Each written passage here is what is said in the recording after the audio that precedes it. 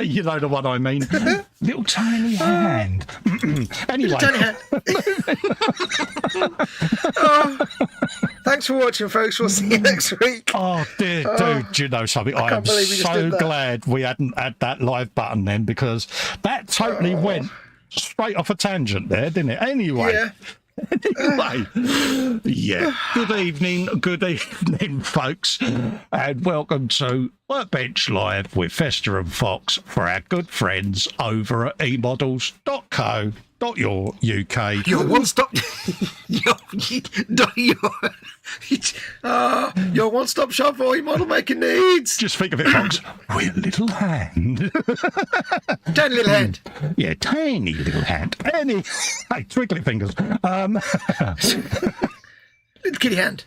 Anyway, yes, folks, we are. We are never going to explain that to anyone ever. Come on, Colin. Be mature. Act your age. Right, come on. Act your age. No, don't act your age. That's a bad idea. Yeah. We are painting these rather wonderful.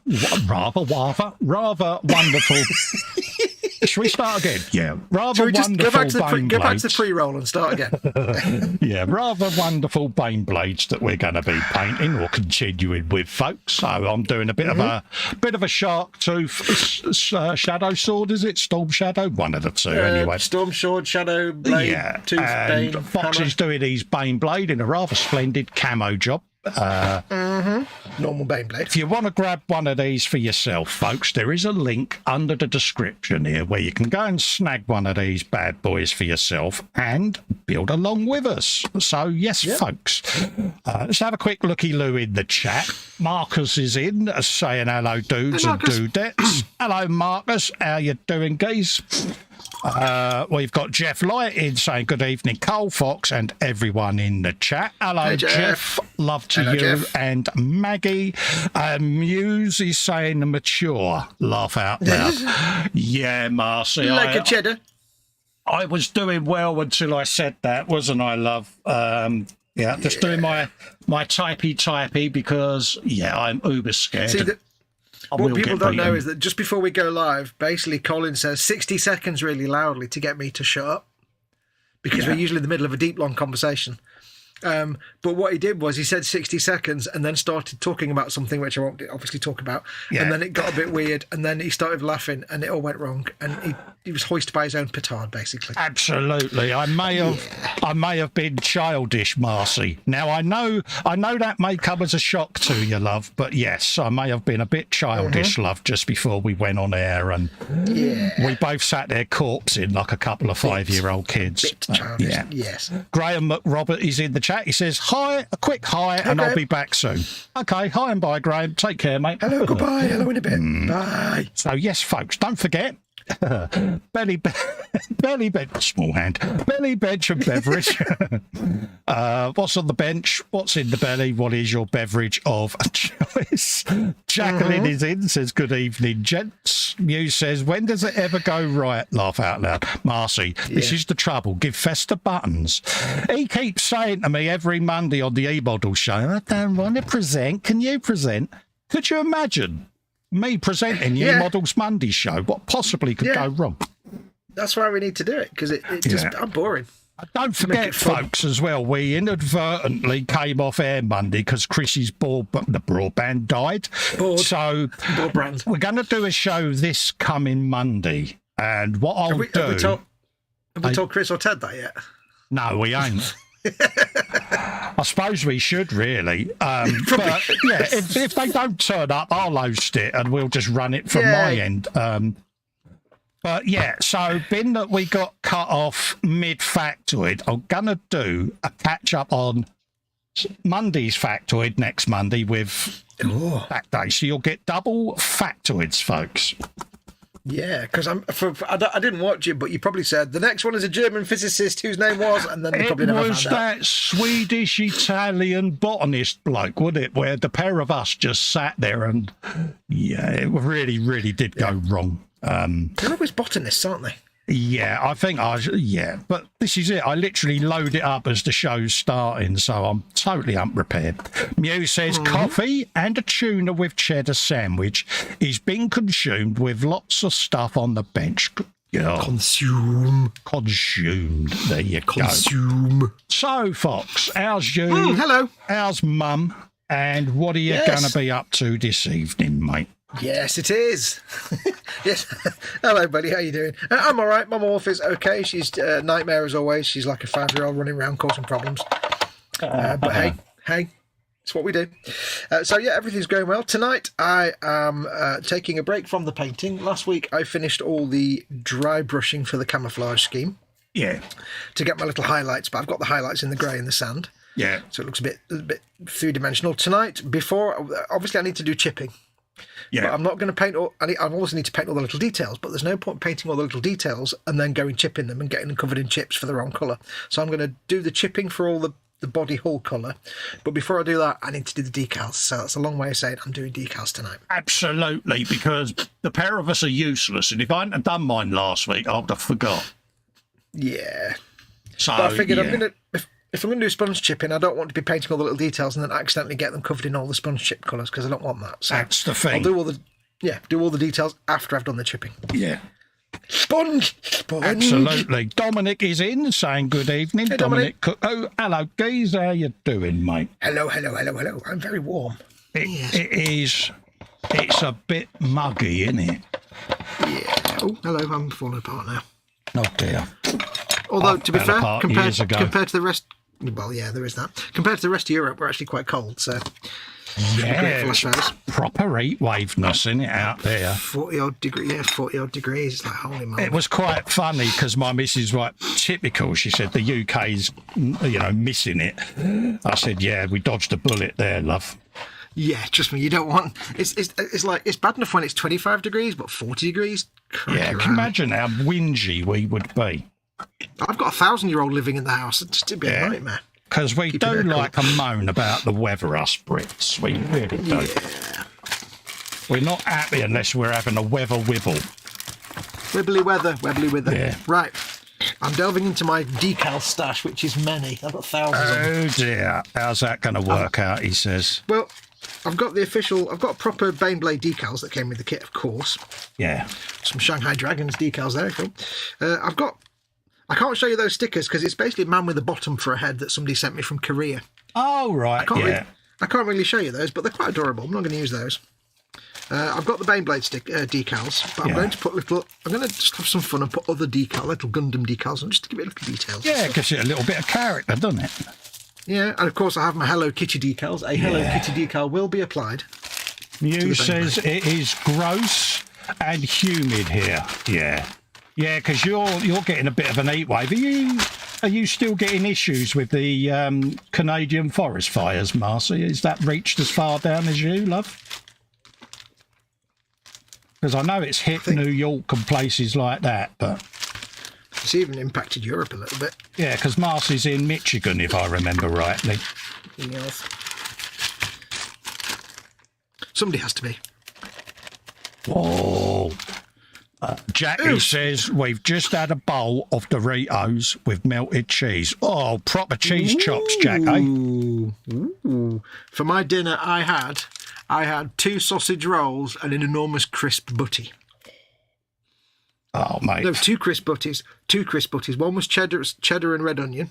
Yeah. And one was black truffle. Oh, food of champions, mate. Proper student food. Somebody sent me a bunch of stickers. I don't know who it was, but they appear to be Transformers nonsense.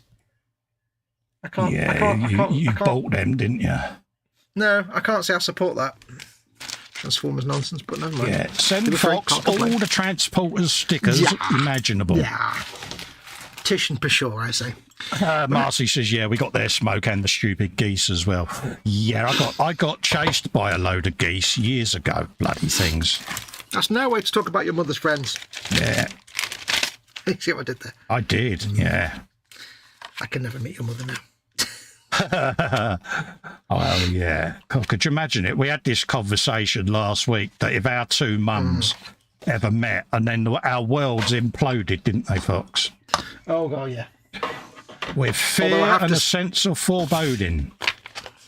No, see, I've never met Festa's mum, but I've obviously met my mum. Yeah. And last week I happened to be watching the new 10 episodes of Bluey that are on Disney Plus. and one of them is called Grannymobile. Yeah. And whilst watching this cartoon, I sat there and I thought, that's basically my mum and what I imagine Festa's mum combined. Yeah. So, yes. Right, let's choose some decals. Jeff says, belly is a big pasty and beans. Oh, bench You're now, beverage, orange juice and lemonade, ice cold. Oh, good beverage, mate. I'm a secret lemonade drinker. Whites. Whites. Non-British will be like, well, I don't know what that was. Yeah. And that's great. Oh, what a celebrity. Ooh, a bit of Elvis going on there. Always reminds me of Night Shift. My friends. My friends. Oh, he could do a modern Whites advert, couldn't he? Oh, imagine that. There's something about watching like painting videos when the person like doing the voiceover that's doing it has an accent, like because there's Night Shift who's like my friends, and then there's a guy. There used to be a guy called Buy Painted who did lots of Warhammer stuff, and he basically sold them all. He's not done a video for like 10 years. Yeah, he had a proper strong sort of Baltic accent. There's a few other guys that have got these strong accents. It's like just mesmerising to watch them. I love it. Oh, it's brilliant, isn't it? Right, I've got so many decals. I don't understand anything. Let's just. Marcy says the geese are only slightly less annoying than my mum's friends. Yeah. Yeah, slightly. Yeah. Right, I'm spoilt for choice now and I can't decide. I just need to decide from decals. They don't actually matter. Right, so. Perhaps I should send my mum and her Winnie on vacation to Michigan. The fact that her name is Winnie just tells you everything you need to know. Yeah. Marcy's like, don't you dare, Festa. Yeah. What number did you put on the side of your turret? What, there? No, on the turret. Did you put a number on the side? I don't want to put the same number. 0123, mate. Okay, I'll just hear. I'm not going to do the same number.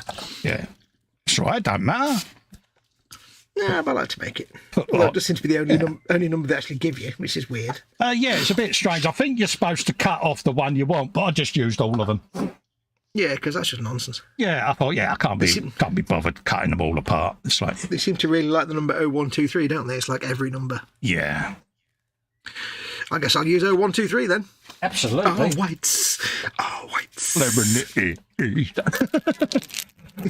Secret lemonade. Why have I got the urge to buy a white jumpsuit now? I don't know, but explain to me why the shake and vac music just popped into my head as well. Oh, no. Again? Yeah, it did. Yeah, that was our earworm the other day, wasn't it? Shake and vac tune. It's like, really? I'm going to do 012. Oh, you're there good. You go. That's how I got out of that one. Which font did you use? Right, I'll use. I just use the regular numeric that's good. font. That's a different one. Yeah. Yours is the black one. That's cool. Yeah. I don't like this serif font they give you with the. No, that's just. It seemed a little bit underthought, didn't it? It was like, really? Yeah, that one's like. So that's like a. Yeah, I don't like that. Yeah, it's like, put some effort into it. Default Microsoft font. Boring. Because it's like, who's going to paint that on the side of a vehicle when they've just got a big sloppy like roller? Yeah. Nobody. I tell you, nobody. Right, 012 is my number. So, yeah. Now, if anybody out there has never made a Games Workshop kit before, I can happily tell you that their decals, which they adorably call transfers, like they're a boy in 1978, are, I would say, some of the best in the business. We're not talking cartograph level. No, but they're up there, aren't they? Yeah, because they're exceptionally tough, and the film around them is always really close to the printed bit, so there's so little excess film on these decals. And I'll probably be proven wrong right now, but typically when you put them in the water, they just slide off within about 3 seconds. Marcy's so saying nice that I can keep Winnie. Yeah, you dodged a bullet there, Marcy. Yeah, just the name tells you all you need to know, really, isn't it? Oh, she's brilliant, bless her. If you ever get a chance to watch that episode, Cole, and no other episode, just make sure you watch that one. It's you'll see many things. You'll be like, yes, I know this. I know these people. I will get round to it, mate. You know me. It takes years for me to get round to the lists. Takes years for you to do anything. Yeah, but, you know. I know. You're just rubbish, I know. Well, the thing is, I'd rather be productive whilst I can be, and yeah. Because there's going to be a time where I'm vegging in front of the telly because I don't have a choice. This is true. But then I'll be going, what's that list? What's that list that Fox bloke told me to watch? I'll be like, now there's 32 seasons of Bluey, that's 700 episodes. Woohoo! You got to watch them all. Hooray! And you'll be like, sugar. Yeah, I'll be like, damn it. I should have nipped this in the bud when I had the chance. Yeah. Don't know what was with the horse impression now. Marcy says, I like the fancy ones, top right, Foxy. There you go. I'll have to come back to... Oh, do you mean these ones? Actually, you know what? That might be better. Not quite gothic, but look at that. It's been in the water for literally about 10 seconds and it's already just... They come off so easily. Oh, they do, don't they? They're just like... I mean, this water's been sat there for half an hour. It's stone cold, and yet the decals just come off. Don't get that with other decals. When I get some of my Gundam decals out later and Bandai decals and put them in the water, they'll be there for half an hour before they even come out of the water. Yeah, you need some kind of nuclear reaction, don't you, to get them bad boys off? Yep. Bad boys, what are you going to do? What are you going to do when they come for you? That was Cops, wasn't it? Yeah. Thing change, yeah. Mm-hmm. Back in the day. Yeah. Don't know whether that show's still going, but... Don't know. I think that kind of like real-life police thing kind of died out slowly. Every now and then there used to be quite poignant episodes of that, didn't there? And you just, yeah, especially when there's like a policeman got killed and they'd have the funeral procession and stuff. And it would be a proper lump in the throat stuff, wouldn't it? Be like, yeah. But I think that kind of series has died off over the last sort of 5 or 6 years with various bad things happening with police in the world. It's like, yeah, people... Yes, it's... Not quite the I get where you're going. It used to be. Right, let's see what this one looks like. Now, you don't need to trim these decals right against the edge of the printed bit, but you can. I've done a little bit. But the film on these does look quite thick. But when you put it on, a few coats of microset and microsol, or with one coat of set and many of sol, and it'll gradually eat that film away, and it'll look great. Yeah. Bobbins is in, saying hello. Hello, Bobbins. How you doing, geese? Lovely to see you. Bobulon. Yeah. Notice as well how I'm applying this to bare naked acrylic paint. There's no varnish on this. I know. Proud of you, soldier. Because I'm far too lazy to put a gloss varnish down first, and it's not really needed at all. No, it's a myth, isn't it? Yep. I mean, it does help if you've got a very rough paint surface, but for most paint surfaces, it's absolutely fine. If you've got like a Mobius kit, then you probably want it for that because their decals are terrible. Yeah. They truly are biblical nonsense. Yeah, but them type of decals normally get a plastic coat sealer just to toughen them up a bit because I am a bit heavy-handed with me decals. Yeah. Some of them can be a bit Walter the Softy, can't they? Yeah, they can, mate. There you go. What do you reckon to that, Cole? That's not a bad number, is it? Oh, yeah, I like Good-looking font, that. It's a nice font. Yeah. It's a bit... I can't think of the word. I don't know. It's like Arabic tint to it.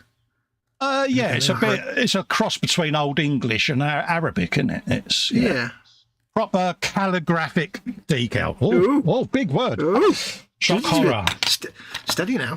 Oh, big word of the day. Calligraphic. Super calligraphic. See what I did? I see what you did there. I'll stop. Turn into a right lexicographer, aren't you? Yeah, I went into Dick Van Dork then, didn't I? Did I say that? Dick Van Dork. Dick Van Dyke Cool, even. blimey, Mary Poppins. Yeah, cool, blimey, Mary Poppins. Were you doing that dance where you do your elbows up in the air like all Cockneys do? Yeah. Yeah, during the Lambeth walk. Oi! Is that how Cockneys walk to work in the morning with their elbows and their knees going 90 degrees? Mate. Of course they do. Speed walking, mate. Clicking their heels. Yeah. Oh, yeah, proper bit of tap dancing when they get to a set of lights, you know. Oh, yeah. Mm-hmm. Have you a bit of that? Oh, yeah. Stop making me laugh. I'm crinkling me numbers. Absolutely. Oh, yeah.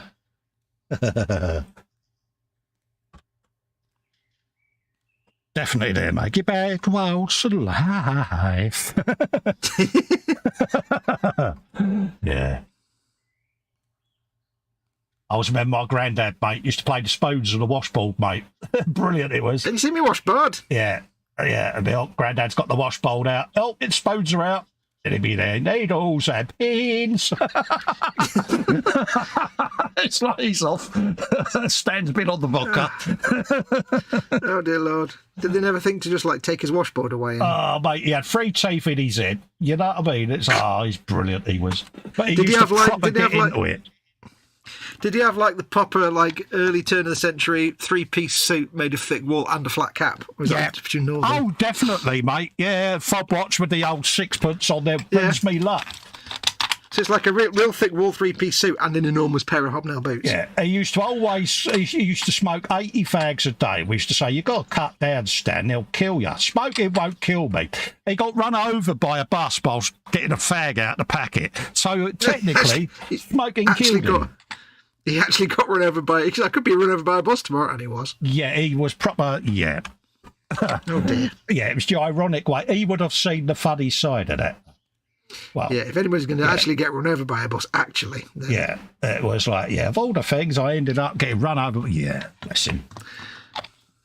Yeah. Make sure this decal is straight, don't I? But it used to be really funny because he'd go down to get his pension and then he'd come running in all flustered, fight Garrett Lane and be gone. And there's a punch-up going on and that was it. He had to run home to tell everyone. It's like, oh, bless him. Crack me up, he did. Looking straight-ish. Right. Ish. Been painting me wood. How can I? No. Handle, hammer handle even. Yeah. Stop giggling because you'll make me start. Small, tiny hand. Little tiny hand. Yeah, little hand in a little glove. It's a tiny little fella. A wee tiny little fella. Tiny little wee fella. Oh, cheeky little fella. Honestly, Marcy, you're going to have to scold me and Fox in a minute and tell us to behave ourselves, love. No, because that'd be boring. She will. She'll be giving us both. I'll be back in 1 second, folks. Yeah, no worries. I'm just painting me strap. So I'll keep yattering. Don't forget, belly and bench in the chat, folks. Marcy says, I've never had problems with Mobius decals. That's odd. Yeah. You are. We are talking about the Fox factor here, Marcy. You need to take that into account. If you watch back the Bluey shows, you'll see Fox trying to take the wheels off the Bluey car and get it out the box. So you are talking. Yeah. So if anyone's going to have a problem with a decal, it's going to be Mr. Wolf, isn't it? Just try and get a bit of texture on this belt. Like so. I was asked what I'm going to build on the show after this Baneblade. I have absolutely no idea, folks. Sorry about that. That's all right. But obviously, if anyone in the chat has got any ideas what they would like to see me build next on one of these eModels live streams, feel free to suggest it. Because I will build anything, you know that. Beyblade. Why did I know you was going to say that?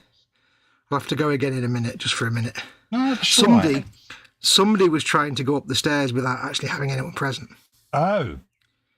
Or rather, I heard the walking frame noise. I'm like, I just need to go and stop that happening. Can you tell her she's in the doghouse, mate? shall do. Bobbins, belly, chip shop, chicken and curry pie. Chip chop chicken, curry pie. Ooh, Did it come with chip shop? Chip shop. Chip. I got that wrong. Chip shop curry sauce. Shut up. Bench nearly finished the USS San Francisco. There you go. San Francisco. Yeah, the streets of San Francisco with Carl Morden. Dun, dun, dun, dun, dun, dun. Stable TV of the 1970s and 80s. I know no such things. Really? A very young Michael Douglas and Carl Morden, the streets of San Francisco. Epic American cop show. Who's Carl Morden? I don't know who that is. He was an actor that played. Was he an actor that played a bloke in Streets of San Francisco? Michael Douglas's boss. I think his character. Was that in the story? Yeah. Yeah. That's all right. He was on mid-ramble, mate. I never interrupt a fox when he starts on a ramble. No, I was going to say, would he by any... wow, words, hello. By any chance, was he in the Streets of San Francisco? Yeah, brilliant show. I knew that. Probably watch it back now and go, what a load of tosh. It's like Kojak. I always remember as a kid how epic I thought Kojak was. But I bet if I watched it now, it'd be, yeah, that's a bit rubbish. My dad used to tell me about... he said there was some cop show in there, like this early 70s or late 60s. There was an American thing called The Specials, I think it was called. Mm-hmm. And it was Australian. And I've never seen it, but he said it used to make him laugh every time because the title would come up and they'd all be coming down the steps of the police station. Yeah. All these blokes in their really tight 1960s suits. He said, all big, massive blokes with tiny, tiny hats. Yeah. And he said they were just big, massive blokes with tiny, tiny hats and it looked so stupid. Yeah, they always had a hat on that was at least 3 hat sizes too small. It's like, yeah. Yeah. This bloke with a head the size of a melon and this is... Yeah, they'd end up looking like someone out the banana splits with a very small hat.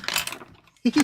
Very small hat and tiny hands. Bobbins says season 7 of the Clone Wars is much better than I was expecting. Oh, there you go. Oh, yeah. The Clone Wars is a great series. It's on Colin's watch list, I'm sure.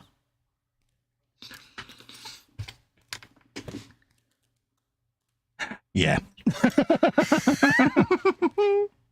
Did you pick up on that awkward silence? Marcy says Kojak was one of my faves. Yeah, Stavros. Who loves you, baby? Yeah. Yeah, I must sit down and rewatch Kojak. It's one of them. Yeah. Marcy says Telly Savalas was the perfect cop. He was. He played that role absolutely brilliantly. And yeah. Yeah. I had occasion to, a few years ago, watch the entirety of Hill Street Blues. Oh, right, yeah. They made it available on Channel 4's, after our player thing, like catch-up TV. Yeah. Which, can I say, is garbage. Channel 4 and Channel 5's catch-up TV is garbage compared to BBC iPlayer. But anyway, for some reason they made the whole series available, and just before they removed it, because I think they did it by accident, I got a chance to watch it, and I was like, you know what? It was actually a really good TV series, Hill Street Blues. Yeah. I vaguely remembered some stuff when I was watching it. I'm like, oh, God, I haven't seen this in like 30 years, but I vaguely remember bits of it. And it was actually really good.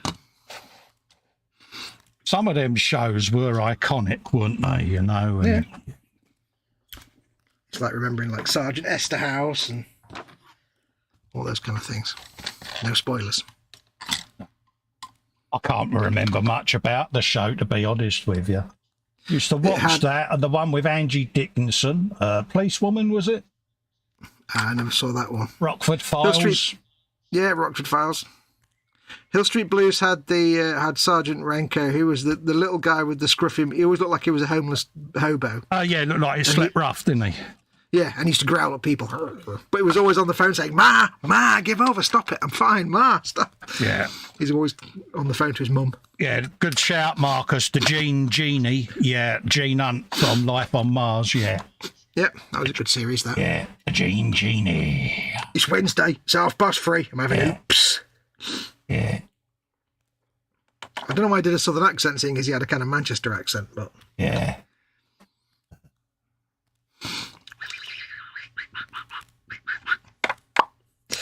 Right, let's see. What shall I use? Now, every time I've tried, you get the barrel decals for the Baneblade, stripes to put on the barrel. Yeah. Every time I've tried to do that, I've never been able to do it in any way that looks half decent, so I'm not even going to bother. Yeah, they're a little bit, aren't they? I've never got them to line up, and it just becomes like a real pain in the backside. Far easier to paint the line, isn't it? Or just not do it at all. Yeah. Battle damage. Battle damage. Coming to a theatre near you. Yeah. Marcy says, yep, Cole, policewoman. Absolutely. Am I right, Marcy, thinking that Angie Dickinson's portrayal of Pepper was the first female lead role in a police series? Or was there one previous? Because I think it was quite a breakthrough, wasn't it, back then, having a female lead, so... What is this, late 60s, early 70s? Mid-70s, if I remember right. Mid-70s? Yeah. Could have been. Yeah, it's entirely possible. It could have been. Yeah.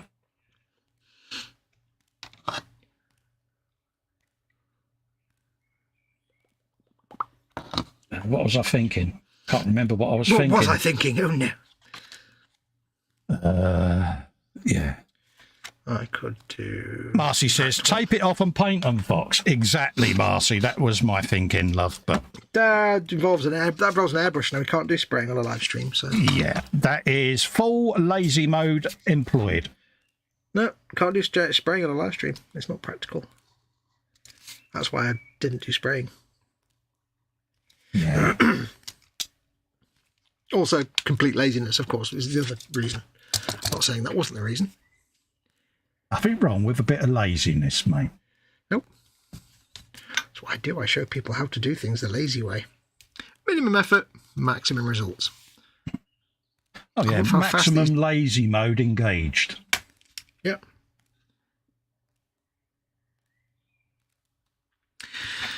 Absolutely nothing wrong with that, mate. So fast. Yep. Do. Jeff Light says, I think it was, yeah. Oh. Yeah. Yeah.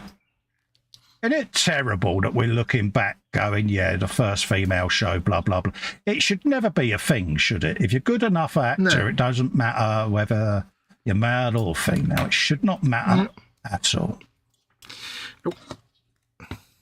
Marcy says he has too much lazy. Oh, he certainly does, Marcy.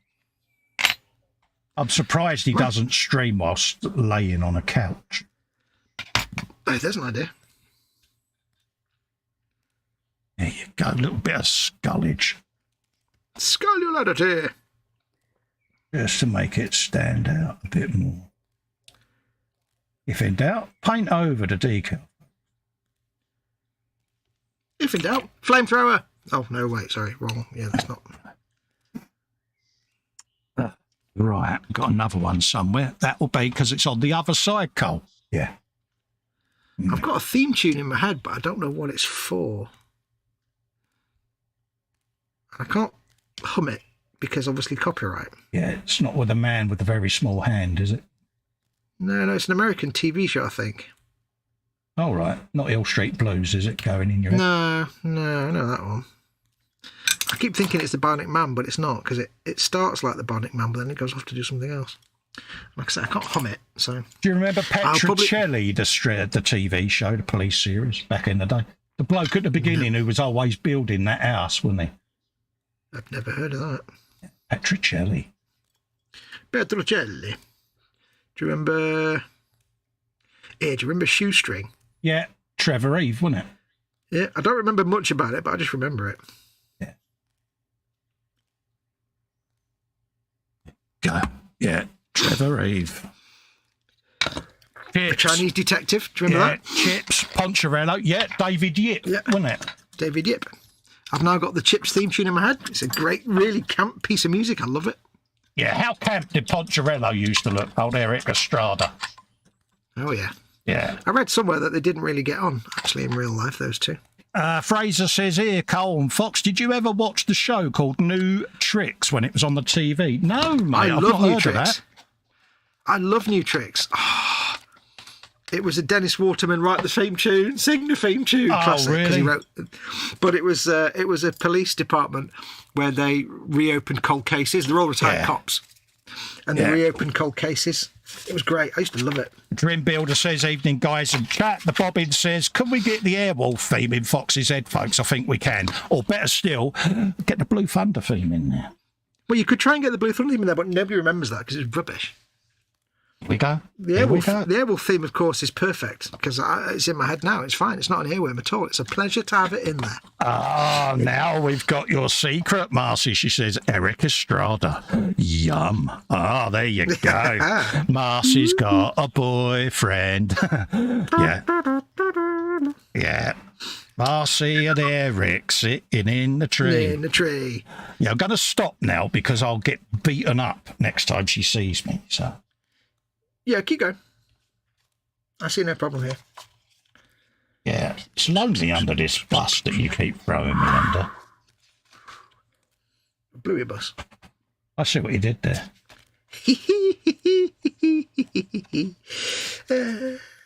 You're wicked. You really are wicked to me. A little eagle. Right, I'll have to step away in a moment. Yeah, you've said that already, mate. Just for a minute. I know. Eagle. You step away as you need to step away. It's not an issue. Mm-hmm. Right. I shall do. I've got like a choice of like 6 different decals, and I'm umming and ahhing over all of them. It's ridiculous. Yeah, Fraser says, I've got the American Law and Order theme stuck in my head right now. Bringing on that 5U, binging on that on 5USA most days. I've watched Law and Order UK, but I've never watched the American one, and people say it's a must watch. So I really do need to do that because... Yeah, the original Law and Order is really good. Yeah. Classic. So I've never seen it, so I must do that because yeah, original Law and Order, jolly good. There's about 18 different spin-off series. Yeah, well, most of it a bit like the CSI shows, isn't it? There was CSI, I don't know, Bogner. You know what I mean? It's like CSI Canteen. God, could you imagine how boring that would be? CSI Bogner. Yeah. Is he really? Marcy says he's 74 now and Eric still looks great even. Yeah. Yeah, I bet he hasn't really changed, does he, Marcy? He kind of looks a bit like the guy that played Chakotay in Voyager. He looks a bit like him now. I'm all right in thinking it was Eric Estrada and Larry Wilcox, wasn't it, that played Chips? Yep. Yeah. And I think when they did apparently they made a new like Chips movie in the early 2000s or something, and Larry Wilcox didn't want to get involved. Really? Because they apparently never got on that well. Oh, what a shame. And Larry Wilcox, like Eric Estrada, if I remember right, I could be wrong, but if I remember rightly, Eric Estrada kind of embraced the fact he was on it and the fan base, and Larry Wilcox was like, yeah, no, whatever. The most important people are the fans. Because it's the fans of the show that can make or break you. So show them a bit of bloody respect, isn't it? Mm. Well, I mean, it's 40 years later, but yeah, still. Yeah, true. But, yeah. See, it's what makes me laugh with some actors. It does make them a little bit uppity, doesn't it? Hmm. I love actors who embrace their fandom. Oh, yeah. It's always good.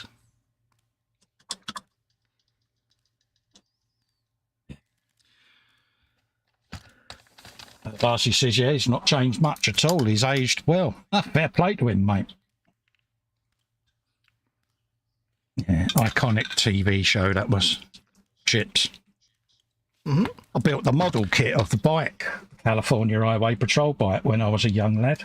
And, yeah. For some reason, the only 2 things I remember at Chips, there was always like an old 1950s pickup truck with chickens in the back, in little crates that fell over. Yeah.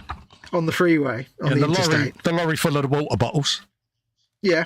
And I only remember one episode where some kid wanted to go and watch the shuttle launch. Oh, right, yeah. And in the end, it was all made possible. And in the end, our real friends were the ones we made along the way, or something. Yeah.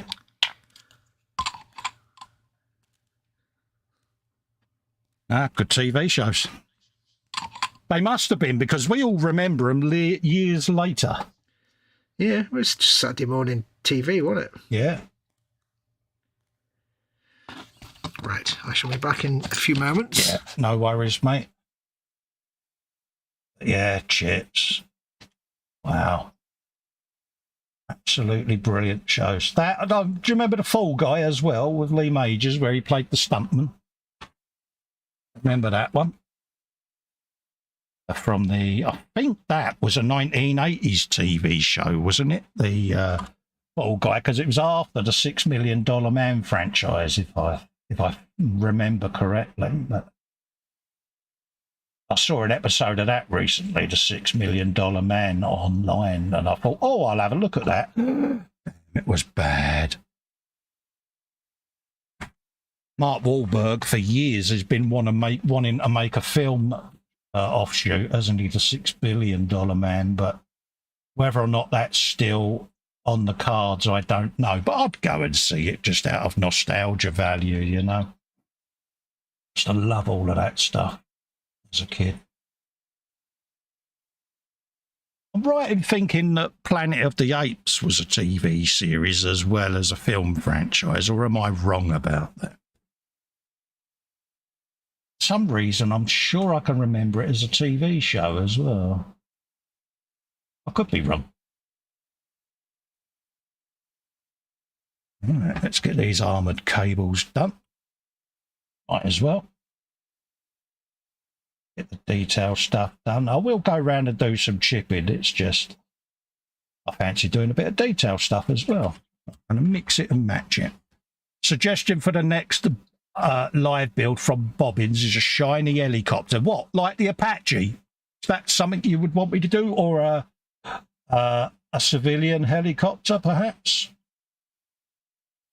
I don't mind. Be right back, says Marcy. Phone. Not a problem, Marcy. Not a problem at all, darling.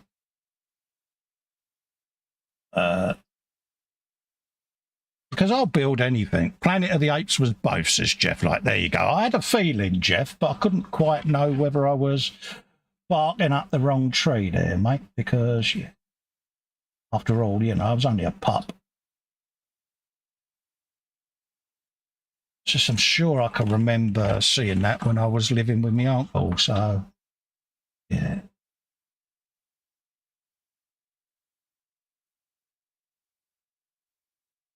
A bit of that on there. Have you some of him? We've got a plate behind there, so let's define that. Just like so. Just makes the skull stand out a little bit. So I've got all my washes to do yet on all of this, but I can just go around and pick out little bits as I see them, and yeah, why not? We've done me skulls, done them, so that's had its base skull colour down. So we're happy with that. Take it audio and video's coming through all right as well, folks. I keep leaning away from my microphone, so let's just bring that down a bit closer. There you go. But yeah, just let me know that audio and video's all right. That'd be lovely. Hopefully you can see what I'm doing. I'll just check to make sure I'm on camera. Yeah. So I'll just detail painting the hammerhead and the toolbox. Get them on there. He says. And it's just going around picking out little details and that. I've got all my gunk wash stuff to put in all the panels yet and all of that lot. And then when I do the chipping, I shall go round and rust up some of the rivet heads and stuff like that. So just to give it a little bit of difference, so to speak. Definition, that's the word. Audio and video are both good. Thank you very much, Jeff, for the feedback, mate. Just lets me know that everything's coming through nice for you all.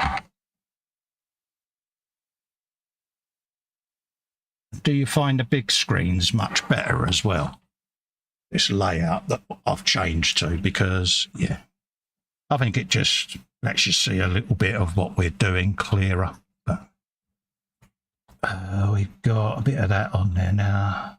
Yeah, I'll make that a different colour. Audio and video both good. Fraser says, I've only seen 1 or 2 episodes of The Fall Guy. It wasn't too bad. The Professionals and The Sweeney were absolute bangers. Good shout. Yeah, Professionals and The Sweeney. Paul D. Tommaso is in, saying good afternoon, everyone. Hello, Paul. Love to you and Dawn. Hope you're both well, mate. As well as can be. From good old Canada. There you go. I return. Bobbin says, can't hear Fox at all, so audio is really nice.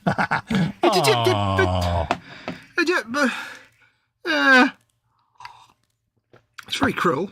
He might have heard that. Bobbins. Yeah. Everything all right, mate? Yeah, everything's fine. Just the regular duties. It's all right, mate. As long as she's fine. Neil. Right.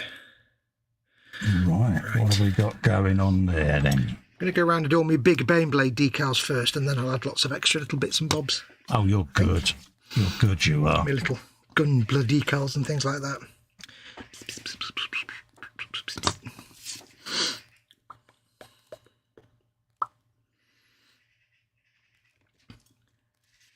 That's the fun part, though, isn't it? Putting your decals on, because it just starts to take shape then, doesn't it? Yeah. And it's just relaxing because it's really it really is like just no thinking required. You can just switch off and be like, blah. Yeah. Oh, the decals. So many decals. So many decals. It was Heart to Heart was the theme that was stuck in my head that I couldn't identify. Oh, right. Robert Wagner. Yeah. Yep. I had the opening bit and I was like, what is that tune? And then I just remembered the bam, bam, bam, bam at the end and I was like, oh, it's Heart to Heart. It was Moida. Yeah. Max, wasn't it? The chauffeur, yeah. This is Mrs. Hart. She's gorgeous.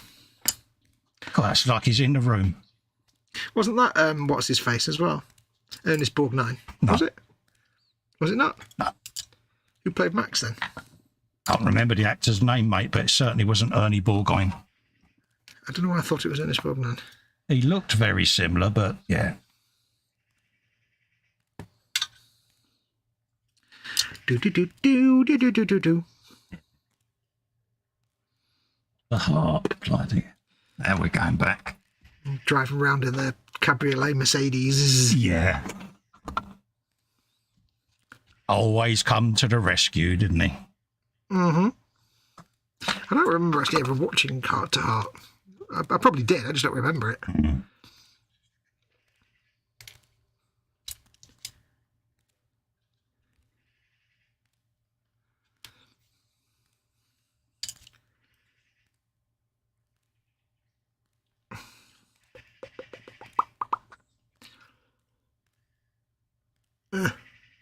Pushing.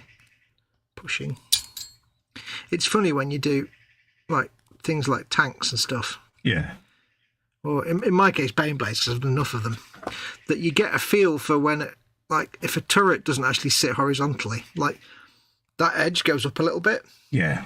But you kind of get a feel for what the horizontal is actually, because you want the decal to be horizontal, even though the turret slopes. So you can't line it up to the edge because it wouldn't work. No, it'd look Brahms and Liszt, mate, wouldn't it?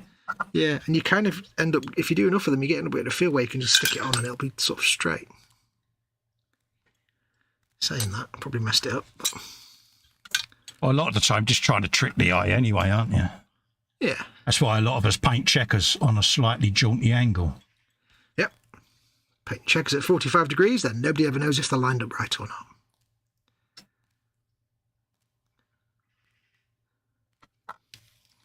Especially if you try and paint checkers and you follow the edge, but the edge actually tapers and you're like, oh, crap.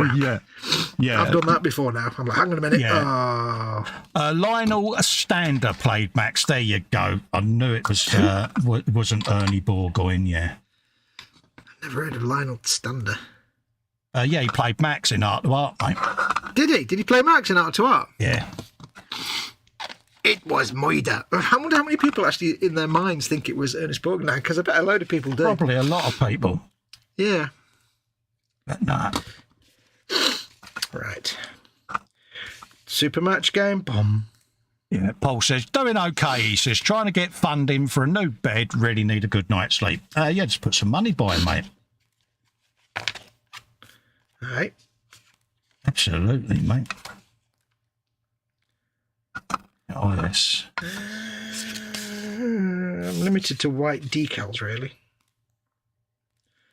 I can't believe I actually at some point wrote Baneblade on this decal sheet as if I wouldn't know it was a Baneblade decal yeah, sheet. I think it says down the bottom, doesn't it? Baneblade transfer sheet. I'm not quite sure why I wrote that on. It's really obvious it's a Baneblade decal sheet. You was in spoon mode, weren't you, mate?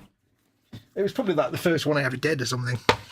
I better just write this down in case I ever forget. Yeah, in case you ever forget that it's a Baneblade decal sheet. Yes. Right, so I did 012 on the turret. Oh, yes, there is. I can't get the heart-to-heart music up my head now. That's your earworm for the night now, isn't it, mate? And it's kind of a little bit like the Bionic Man, the way it starts as well. Again, I can't hum it because of obvious reasons, but if it is, I'm remembering it's heart-to-heart. I could be actually wrong. I'm fairly certain. It is indeed heart-to-heart. Yeah. By the way, hey, what was the dog called? Oh, God, I don't know. Yeah, it was a weird name, wasn't it? This is Twiglet or something, I don't know. Because the wife's name was Jonathan and Jennifer Hart, wasn't it? And Max. Oh, I don't know what the dog's name was. I, for some reason, thought it was a weird name for a dog, but I could be like wrong. Huxley or something, wasn't it? No, yeah, Biscuit. No. Was it something like Mycroft or something like that? No, wasn't that Sherlock Holmes' brother? I know it was Sherlock Holmes' thing, or Moriarty. It was something to do with something like that, a sleuth's name, wasn't it? I remember rightly. I could be wrong. It might have been something like Mungo. I don't know. This is Spud.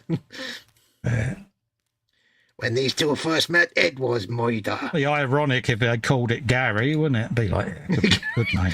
This is Gary. It was Moida.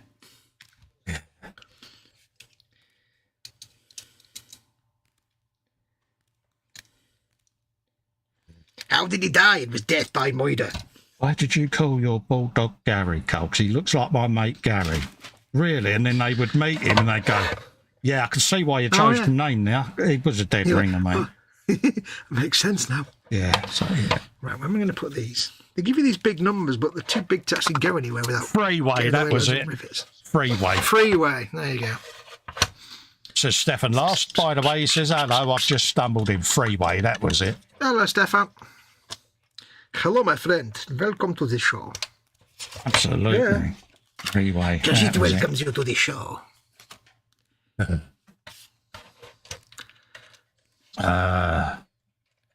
Yeah, Freeway, that was it.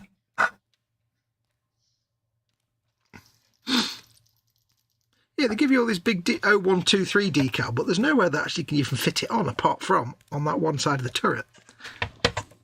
And especially when you drop it and then you can't find it.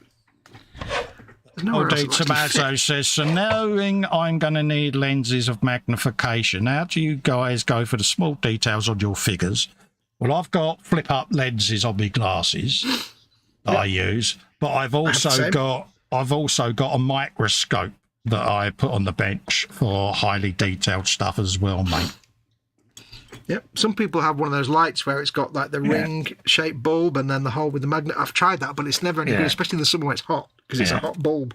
I've also got the Optivisor of seeingness as well. Yep. I've got these things. These are... I can't tell you where to get them, because obviously it's an eModels show, but they are designed for fishing, and you can find them on various websites. Yes. That's where I got mine from. They're not specifically made for model making. Go for the +4 diopters. They're the best magnification. Yeah. If you wear glasses, I mean, if you... Basically the ones I'm wearing I showed you just now. Yeah. I mean, if you don't wear glasses, these are no use whatsoever because they clip onto your glasses. Yeah. That's the point I should make, really, I suppose, isn't it? So I've cut those decals on. There's nowhere to put them. But yeah, if it's really highly detailed stuff, that's when I get the microscope of seeing this out because, yeah. You got like an actual microscope with a screen and stuff, haven't you? Yeah, it's got TV screen and everything on it, and I use that for when I'm painting all my Warhammer figures and stuff like that, because it's the only way I can see it. I need to get one of them. So, yeah. Link for that is on my website.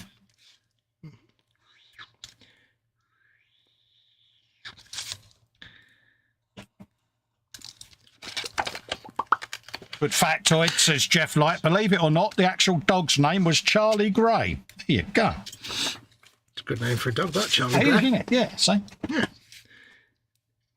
It's my dog, Charlie. Yeah. You like Charlie? I feel a lot better now than having a bulldog called Gary at the time. Yeah. Yeah. Well, no, because Gary's still a funny name for a dog. If you ever get round to playing Fallout 3... Yeah. There's a specific vault. Now, I can't remember the name. It might be like Vault 88. I'm not sure. But there's a specific vault that you'll really like because it's called the Gary Vault. Oh, right, yeah. Because it's entirely filled with clones of one guy called Gary. They're all called Gary. And the only thing they can say is Gary. So you walk in, and it's like a little horror type thing. So you're walking around this dark, dingy vault. And all you can hear is Gary, Gary, Gary, Gary. It's quite good. You kind of had to be there, I guess. Absolutely.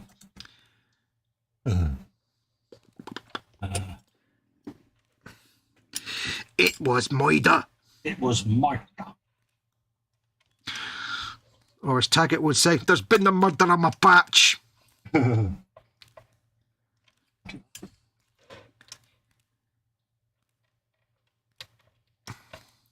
Now, these decals look really well, you can't see them because my hand's in the way, but they look really standy-outy when you see them on the paint job at the minute because they're nice and clean, but they'll get weathered up and they'll blend away and get blended in.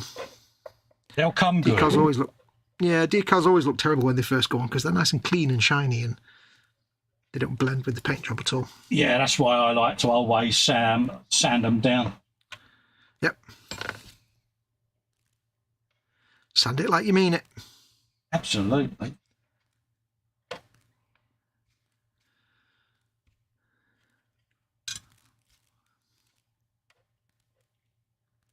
Why did I choose that font? It's all weirdly lined up. Yeah, it's messing with you now, isn't it? Yeah.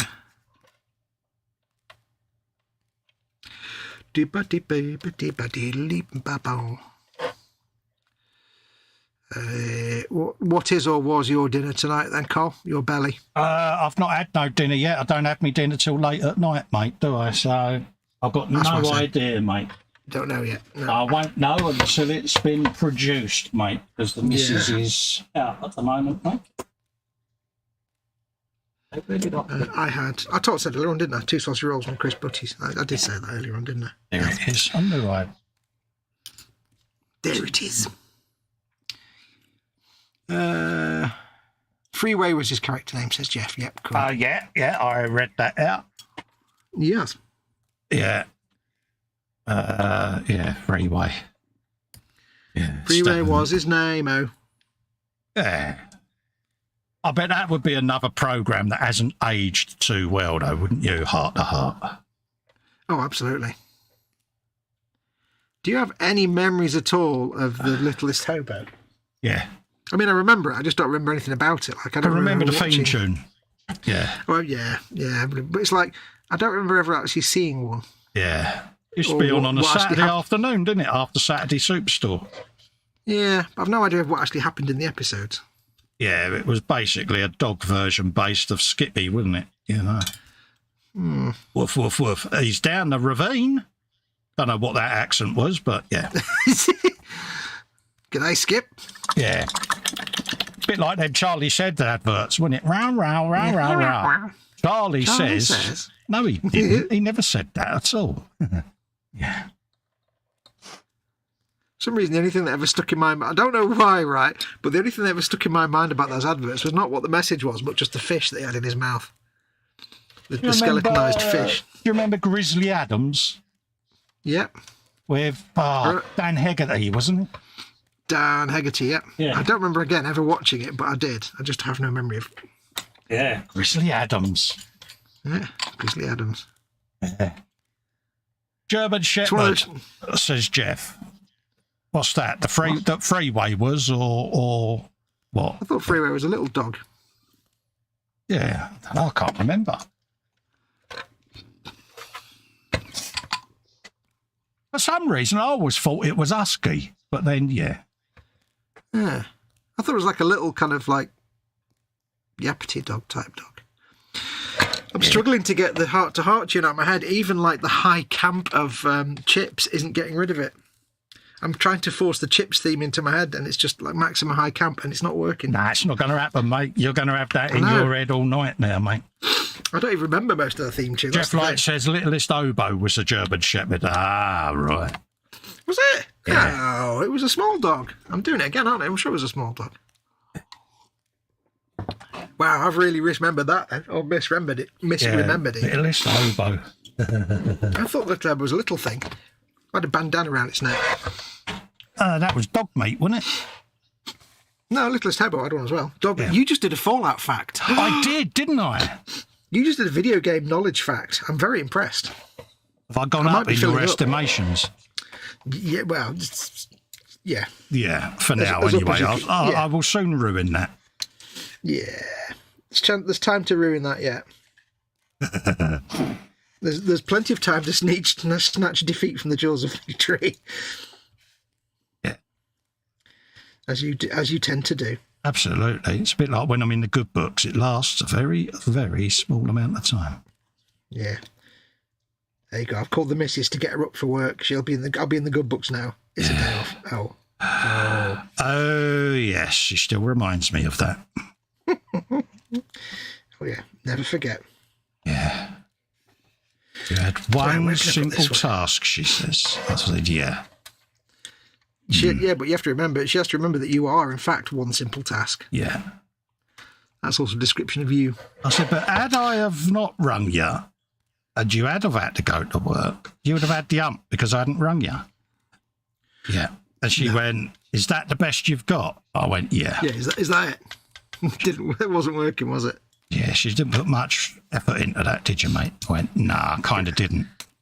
I think your air defences failed on that one. Yeah, where should you be headed? I'm going to the man cave, dear. Good boy, she says. Good boy.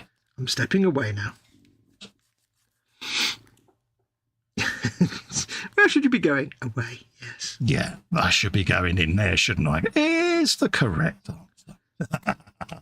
Ding, ding, ding, ding. That makes her out to be so bad. She isn't, folks. She isn't. It's just she does need a little bit of time to herself to recover from my ineptitude because yeah,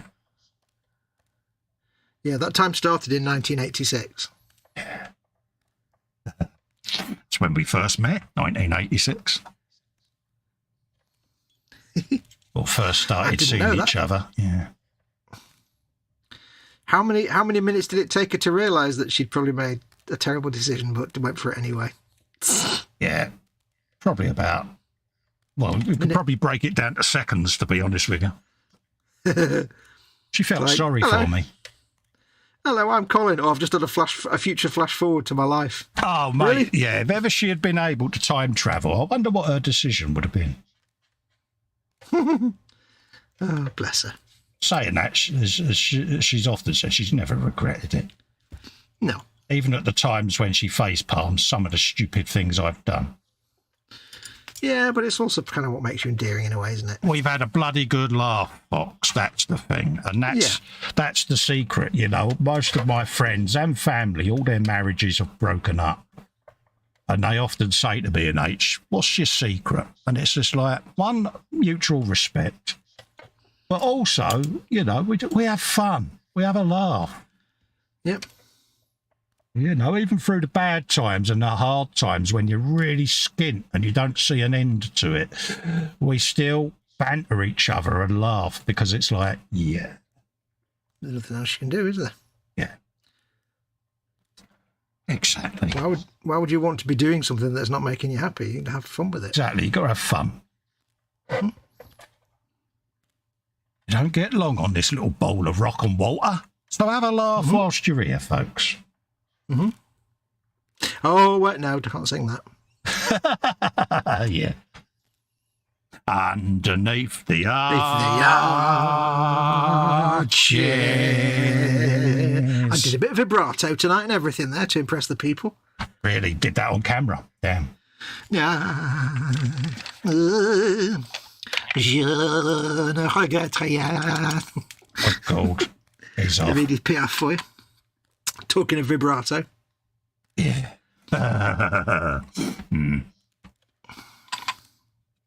Being on the road most of the time, he didn't carry a lot of weight.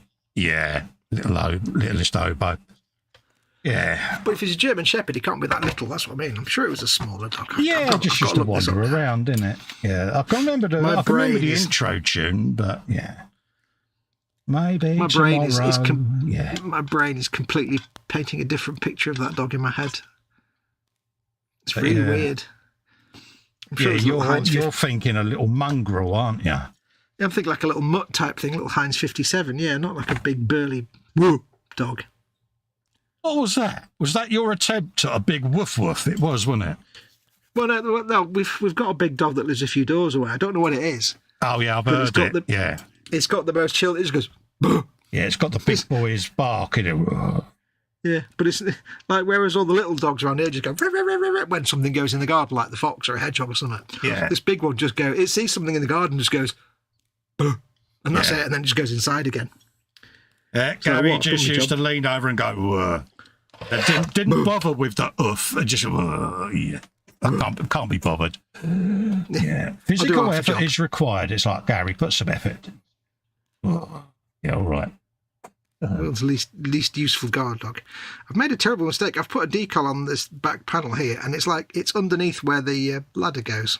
That's really a bad idea, folks. The ladder. I've got to see if I can recover this now because I made a dumbass decision. I've got faith in you. I've got faith in you. Need a little bit of faith. See what I did there. I did. I don't know why I did that. Nor do I. Let's see if I can actually pull this off. Steady. Very little hand. Tiny little hand. Do you remember the beachcombers? I'm aware of them. I don't remember actually ever watching them. TV show, the beachcombers. No, it's got a place in my memory, but I don't know what it was or who they were. Or loggers, wasn't it? Oh. Pardon me. I think I'm going to have to abandon this decal. I can't get the thing. Obviously, you had Magnum, didn't you, with old Tom and his Selleck? Oh yeah, yeah. Do you know who was in line to play Indiana Jones before Harrison Ford, or one of the actors? Was he? Or was it? Yeah, I think it was Indiana Jones. It wasn't. I was going to say it wasn't Han Solo. It was Indiana Jones he was auditioned for. I think it was. It wasn't Han Solo. So I've managed to get that decal behind the ladder, but can I squeeze it out? I doubt it. I do like Tom Selleck in Blue Bloods, I must admit. I think that's a good show. Not seen that. What's that about then? It's about the police. It's a family that are all in the police force. Oh, is it serious or light-hearted? It has light-hearted moments, but it is, serious. But like a family drama. Yeah, it's well done, I think, anyway. You know, people probably think it's a load of tosh, but something about it I do like. You know, there are some light-hearted moments in it, but yeah, I do like the show. You just like it for the hardcore moustache action, don't you? Yeah. I bet you secretly wish you had a moustache, don't you? Just a moustache. I came downstairs once where my boys are dead, mate. Shave your beard to just a moustache. Remember OCC? it was basically the American chopper motorcycle building program. There was a character in there, or the father, called Paul Tuttle Senior, and he had an absolute walrus of a moustache, you know, the proper man cow horns and all of that lot. And my boys used to say, do that. Well, I came downstairs after doing it, and Helen says, yeah. The word she used would describe a famous musician that was convicted. Oh, yeah. Yeah. So the moustache was removed immediately because, so I don't mind driving the beard, but that makes you look a bit like the raincoat man from the naughty area. Yeah. So, yeah. That's why I don't rock a moustache, because for me it just looks a bit sinister. Yes. I think the closest I ever got, because I did a Movember one year, and the closest I ever got was, I didn't want to get rid of the beard, but I did the proper Van Dyke, which is the sort of Dutch-looking moustache on the top, like very 17th century moustache on the top, and the little triangular bit on the bottom. Yeah. It didn't really work out. Unfortunately, I had that when I had my passport photograph taken. Oh. Or was it my driving licence? Let me just check. Yeah, one of my passports did have the mullet on it, and I was so glad when it expired, because... I think I look like a terrorist on my driving licence, I'm pretty sure. Yeah, my driving licence photo's a bit, All I need on that is the blackboard. I'm not going to show you, but my driving licence got it. In my mind, I had this real 17th century sort of Guido Fawkes style, big tall hat, pointy moustache and thing. In reality, I had a caterpillar on my lip and a blob of hair under my thing, and I looked like angry Billy Connolly. It was not good. You look like a schoolboy that's just grown his first bit of bum fluff, don't you? Yeah. It was not good. So, I you'll just had to be when I had to get my... You'll be looking forward to that being renewed then, won't you? Yeah, I think it's actually due for renewal shortly. They only have an expectancy. Mine is now back with the DVLA because I was asked to rescind my driving licence on medical grounds. So that was a sad day sending that back, I must admit. But yeah, it's not an easy thing to do. It's one of them, innit?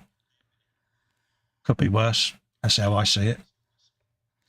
Yeah, but it's one of those things. It's it's a big thing when you get your first driving, when you pass your test and you're able to drive. And... Well, it's your independence, isn't it? You know, and your mobility, and it's just another thing that you've lost.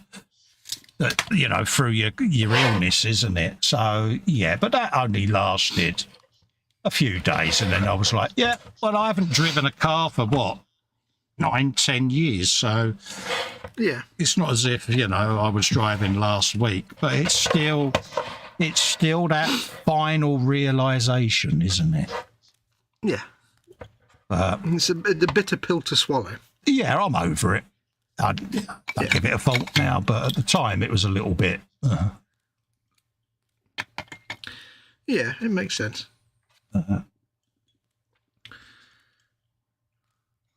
I wouldn't feel safe driving, to be honest with you, because you know me well enough to know that I have a conscience, and my reaction times with my hands and legs, because I used to use hand controls to drive, it would just be my luck that it would be the woman with the child walking across the road and I can't react in time, you know what I mean?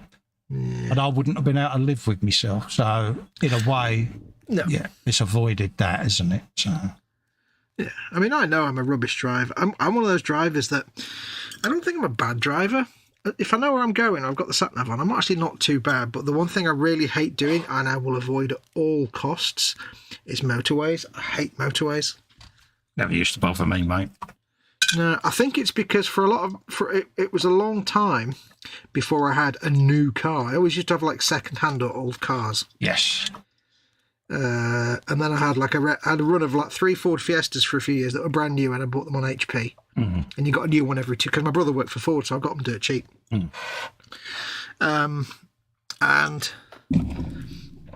that was fine, but then I had to go back to old cars again because couldn't afford a decent car. And it's more just a thing of I'm not confident driving at great speeds, and I've always been in some kind of doddery old car that I don't trust not to explode halfway down the motorway and leave me in the lurch. Yeah, you convince yourself that you're going to break down, and it's like... Yeah, but there was also a couple of years where I was driving an old Series 3 Land Rover, which is basically made of string and gaffer tape. And that really was like, couldn't go faster than 55 miles an hour, and I had to drive down the inside lane. And there is a thing called the AA, mate. You know what I mean? So... Yeah, I know, but it's just one of those things that I'm never happy driving down motorways, because partly it's all that, but the other thing, of course, is I don't trust other drivers. Because if you're driving down an A road or something and something goes wrong, like some other driver comes along and is acting like a spoon, yeah, it could go horribly wrong or you might be all right. But if you're on a motorway, if something goes wrong, then you forget it, you're toast. Yeah, but you can't go through life with that mentality, otherwise you wouldn't get out of bed in the morning. Well, I do on the motorways. No, I've just never liked it. I've never liked the motorways. No. H never used to like them, but now she's got no choice because she's the designated driver, isn't she? So yeah. But for years she avoided them like the plague, but now she's gotten used to it. I mean, I do drive on them, but I don't, especially with an old car, I don't like... that's the one thing that I insisted on, especially with her working distances, was that she was in a roadside recovery. Yeah. Because, if she breaks down anywhere, I know she's not stranded, Someone will get to her, so... I think the thing for me as well was, it's like, if the car breaks down, I'm kind of screwed because I can't afford to get it fixed. Yeah. I wince every time I have to drive it, because if it ever breaks down, I'm knackered. Exactly, but then why have a car then, mate? Because you're paying for it and it's just sitting there rusting away. What's the point of that? I do use it. It's just every time I use it, I'm like, please don't break down. Yeah, that's no fun, mate. No, I know, but hey. I have to have a car to look after Mum, so... I know. But yes, I don't know. I've not been big on driving anyway, so I'm a reluctant driver. He says, "Oh yeah, men should be just like no." I miss it because it's your freedom and independence, but yeah, that's the only reason I miss it. Mm. I think it's one of those. I just wouldn't feel safe now, mate, in my own head because. No. It wasn't that I was a dangerous driver. I'd just become acutely aware that my reaction times were not the greatest. And that was it. I had a conversation with my GP and discussed it with her, how I was feeling. She said, well, at the end of the day, only you can tell. She said, but if you're feeling like that, you need to go with your gut. Yep. It's just one of those things you can't do anymore. Yeah, she said, I can tell you not to drive if that would make you feel better. She said, but knowing you for the years I've known you, I think you would prefer it if it was your decision. Yeah, you're making the choice. Yeah, so that's what I did. I said, okay, don't send your licence back yet. I'll notify them, and when they ask you to go for a medical, go for the medical and let them make a decision then. That's what I did. The Bobbins is now having toasted crumpets and Marmite. Yum, he says. Oh, God, I want crumpets now. Folks may remember that last week when we started the show, just before we started the show, Colin mentioned Eccles cakes, and we came onto the show last week absolutely desperate for Eccles cakes. Yes. What happened with your order of Eccles cakes that you made like that night, Col? Still not shown up.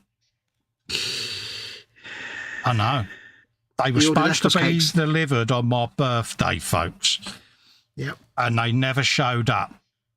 And Amazon are going through the refund stage at the moment. But I was so excited looking on my birthday with my Eccles cakes. And I ended up sat on the edge of the chair with the walking away music in my head.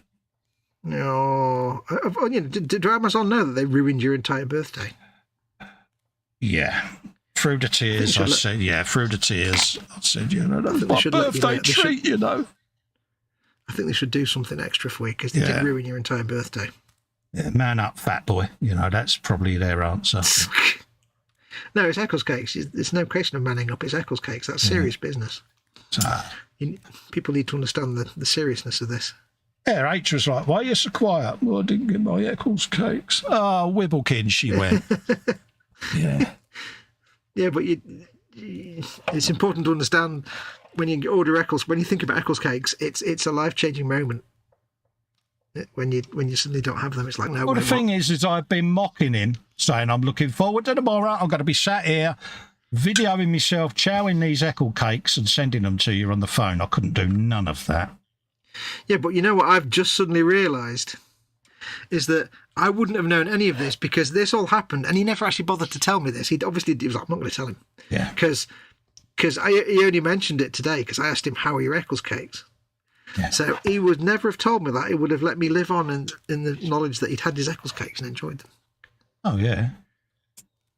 How little. But that's all right, because when they finally sort it out and I order some more, you do realise you will get mockularity pictures at every opportunity.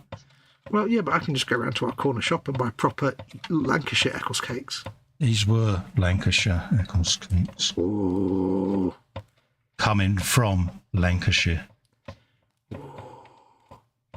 In bags with Lancashire Eccles cakes wrote on them. Which is why I chose those ones. But that's all right. Oh. I am not bitter about it. That's all. I haven't got a hatred for Lancashire now. No. It is Lancashire, isn't it? Not Yorkshire. I can't remember. No, Lancashire Eccles cakes. Yeah, it is, isn't it? But that's all right. I hate to say it. I do sometimes get confused between Lancashire and Yorkshire, even though I almost live in one of them. Absolutely. Considering you're northern, that is shocking. I know. But that's all right. I'm not bitter about it. I'm over it now. Honestly. On a scale of 1 to 10 Eccles cakes, how over it are you? One crumb. I've never had an Eccles cake, says Fraser Green. What are they? It is. What's that pastry called? Not phyllo pastry. Fluffy phyllo pastry, isn't it? I don't know. No. Puff pastry, that's it. I kept calling it phyllo pastry. Puff pastry, it's like a disc. It's about that big. Yeah. It's a disc of puff pastry. About that thick.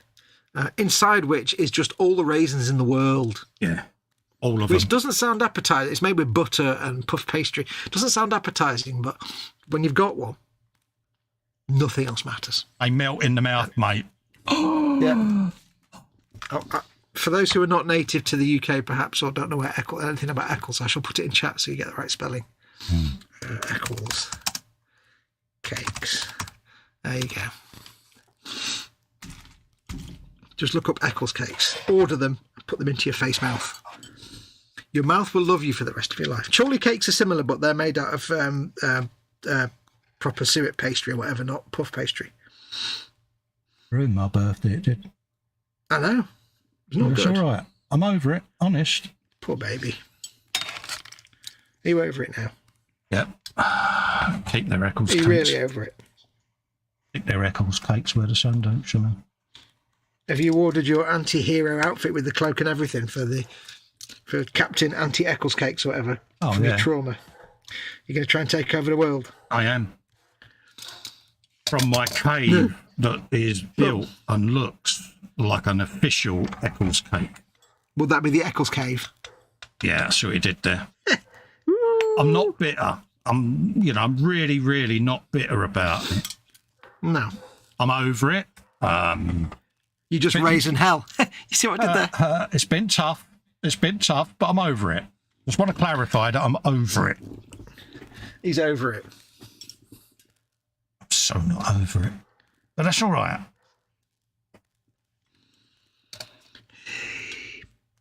I'm breathing through it. Breathe through it, lad. Breathe through it. You can do it.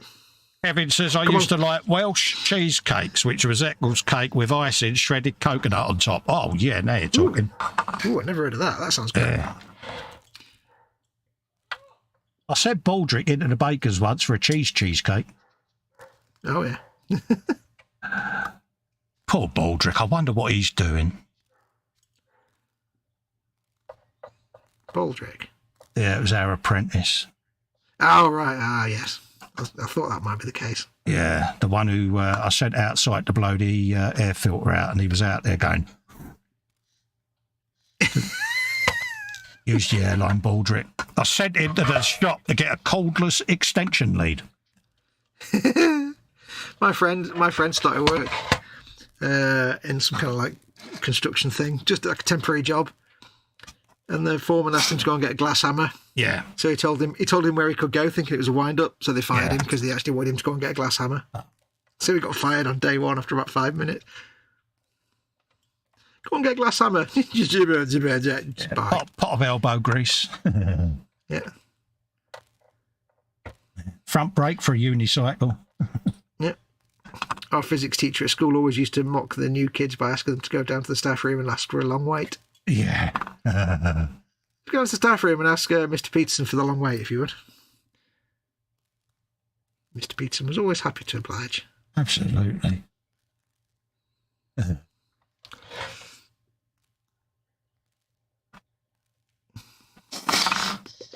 Yeah. God, you'd never get away with half the stuff that we did when we was apprentices and 2 apprentices. You'd never get away with that now, would you, in work? No, it probably does still go on, I reckon. Really, you think? Especially in the modern woke world? Yeah, especially in the building industry and stuff. Of course it does. It's all just blokes messing around, isn't it? Oh, yeah. You didn't have a choice in the building industry. Baptism of fire, that was. Odd carrying for 2 brickies. It's like, yeah, you matured very quickly. Because you certainly didn't want to keep a bricklayer. Wait. No. Not when they was on piecework. No. That's right, yeah. Where are these going?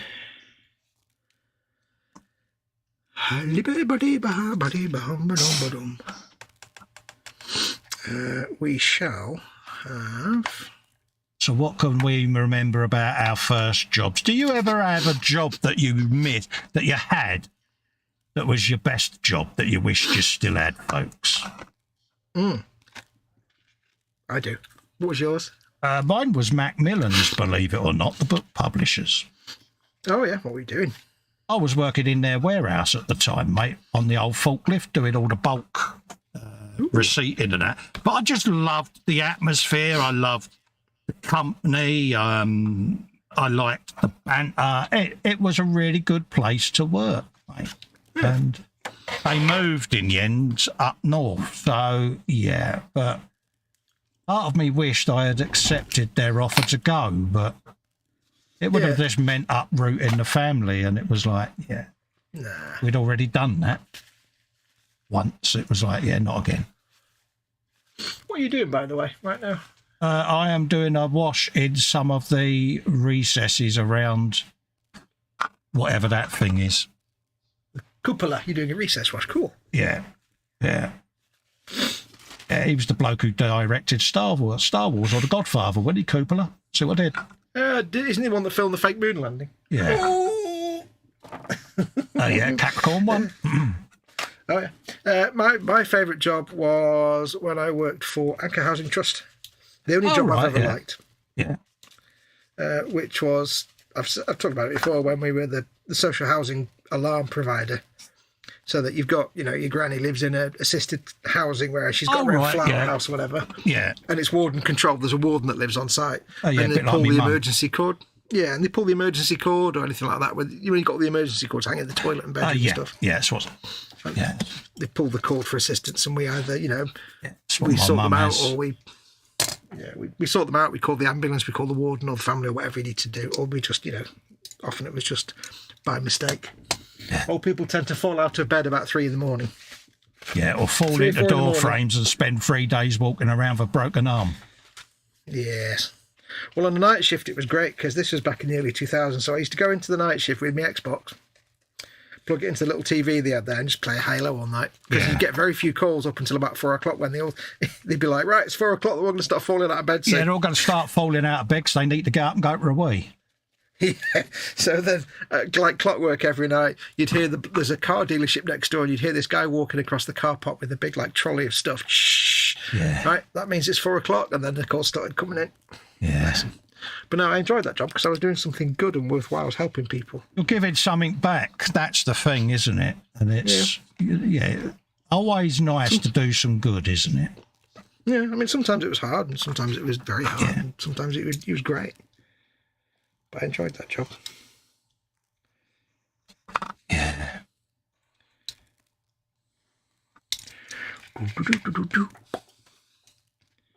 Yeah, eight years and years ago, she was a carer in the home where all the kids that are cerebral palsy and things like that, you know. And yeah, okay, cool. And she did that for a number of years, but she used to get so upset, bless her, because she wanted to cure them all, you know what I mean? And yeah. It started to really bother her. So I just said, look, it's obviously not for you, because you're emotionally, you're getting so distraught. And yeah. Bless her. Her maternal instincts was there all the time. And she used to feel that it was so cruel what they was going through. And and it is sad, it really is, especially when it's kiddies, because no one likes to see sick children, do they? No. Yeah, and I can always remember my brother when he went through a stage of feeling sorry for himself. I took him up Great Ormond Street and said, now say you feel sorry for yourself. Look at these poor little lot.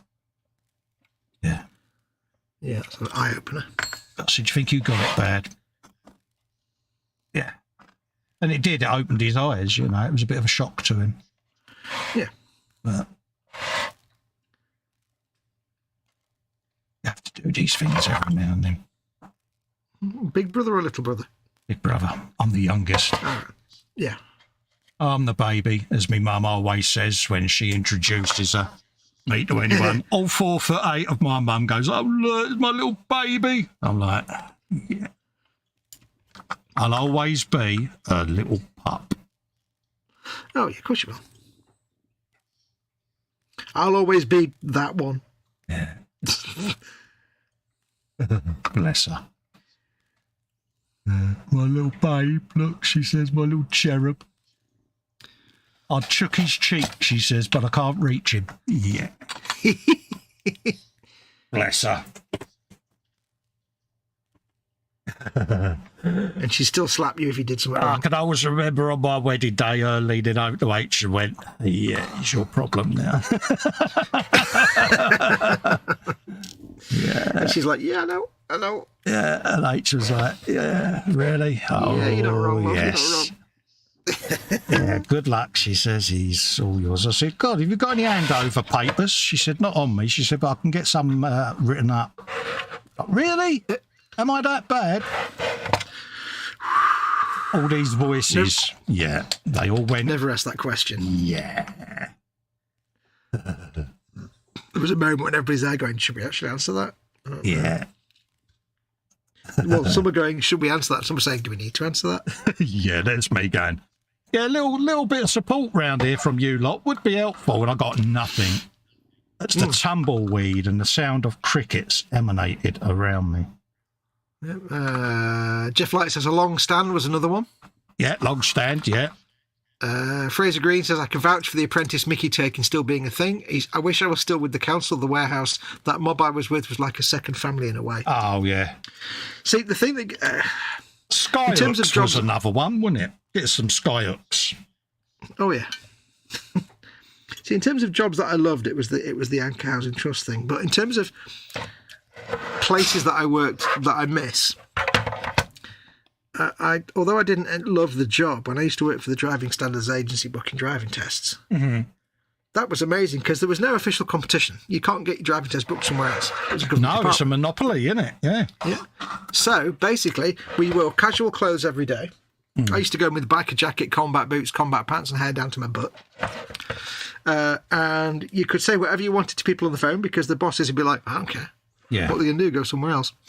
And we had 120 driving test applications to book in every day, each of us. And you could do that in what we call the power hour. We'd sit there and we'd just be like, right, bang through and done. That's the rest of the day was yours, yeah. Basically, you got about 40 calls. You might take about 10 calls yourself throughout the course of the day. So, and it was like, you know what? let's just make machine guns out of the big printer cartridges and run around the office making machine gun noises. Woo! It was great. Oh, yeah, you'd get an expert at the game of paper toss, wouldn't you? Because, Yeah. And, I worked in a call centre for a little bit and I had the basketball hoop hanging off the desk, and it was like you would scoot yourself further and further away from the desk just to see how good your aim was. It was like, yeah. Yeah. I look back on that first job. That was my first ever job, and it's like, it was kind of golden days, really. I mean, I was only on like $7,000 a year in like 1990, which wasn't exactly great, even by those standards. We used to go to the pub for lunch every day for an hour. Yeah. And have like a curry and a couple of pints, and the bosses could be with you and be like, yeah, we don't care. Yeah. I think it all got moved away to Swansea in the end. Yeah, but you had done your quota at the end of the day, so that was it. Yeah. Job and knock almost, wasn't it? Yep. We had it when we worked for HMSO. You had your quota for the day, and you would gun it for the first couple of hours of your shift, and then the football would come out, and that was it. Game of football. And it was the days of when you could still smoke in the office. So you used to have there was the smoke room for those that smoked. I didn't smoke at this point, so it was like a break room where you could go in there and have a cigarette, and there was a pool table. Yeah. I don't know where they got this pool table from. It was old and knackered, and they'd obviously bought it cheap from a pub that was closing or something. Yeah. But it was in there, and one day somebody got frustrated and kicked it, and all this money fell out. Yeah. There was like hundreds of pounds were like in the leg of the table in like 50p pieces. We're like, do we tell anybody? No. No, gold mine. Grab what you can. Yeah. Came out, went into the thing for a game of pool, came out with about 150 quid and 50 pences each. Yeah. Great. Beer fund, job done. Yeah. The boss was an old Scottish guy called Ralph, who was Taggart. Oh, right, yeah. He'd got that kind of Scottish, he was about 3 foot tall, he had that ruddy Scottish skin.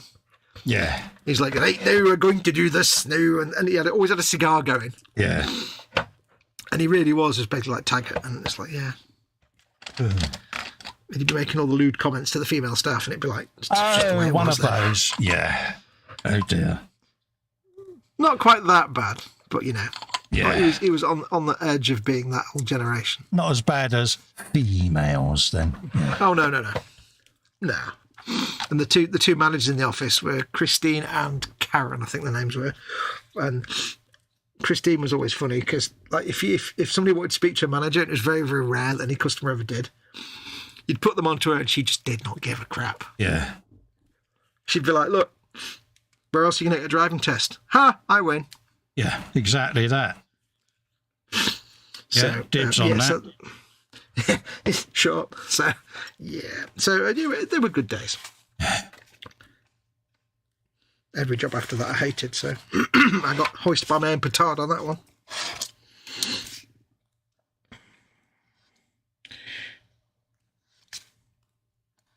Yeah, them are the days, them sort of jobs long gone, ain't they? Mm-hmm. Oh, yeah. Kevin Stevens says, straight S hooks or a left-handed oil can, but the best was a bucket. It blew steam, the bit you can't see at the kettle nozzle. Yeah. Hey? Yeah, bucket of steam. Oh, sending people to get things. Yes, I understand now. Sorry. I was like, what? I had to think for a minute there.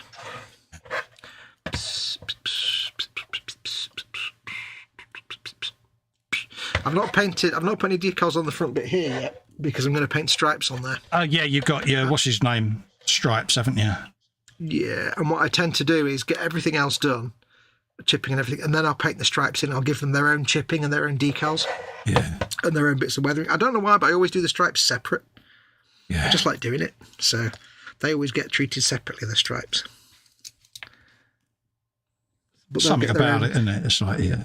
Yeah. I mean, when I do the chipping on this, I'll do it with a sponge. When I do it on the stripes, I'll do it manually. I brush. Yeah. I just enjoy doing the stripes.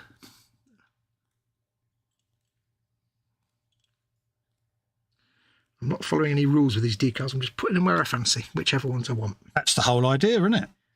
Sure, your Baneblade, or, well, yeah, it's your model that you're building, should I say. I'm making it up as I go along.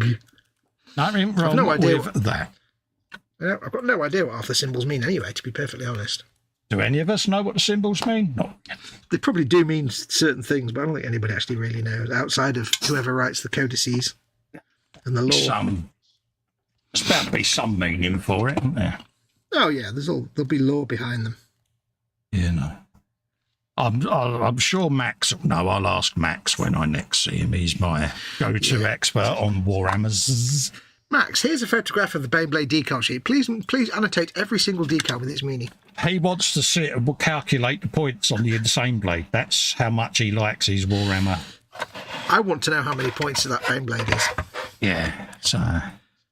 Yeah. For those that don't know, when you play a tabletop game like Warhammer 40k, everything you have on the table, every unit, be it a person or a vehicle, has a certain number of points. And you start the game with a budget of X number of points. It's how you know how many things you can have. Yeah. So, like, I don't know how many points a Beyblade is. Like, most people play like a 2,000 point game, where you've got 2,000 points, you can allocate that in vehicles and people however you want. But I think a Beyblade's like 400 or 500 points or something. Yeah. So your Insane Blade, which is just craziness. Thousands of points. I must dig that down and start filming the painting of it. Yeah. Did we ever show it on this stream? Because you were going to, right? Yeah, we did. Did we? Oh, yeah, when we got to the end of the build stage, but yeah. That's right.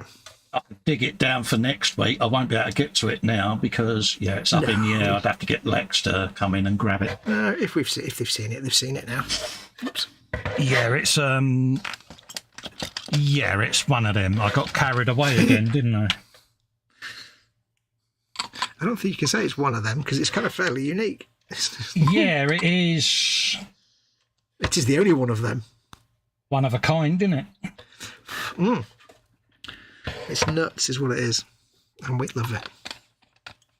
Yeah, it's a little bit. Yeah, Festa got carried away again moment, isn't it? Yeah. I don't think you need to put again on the end of that sentence. Yeah, I know.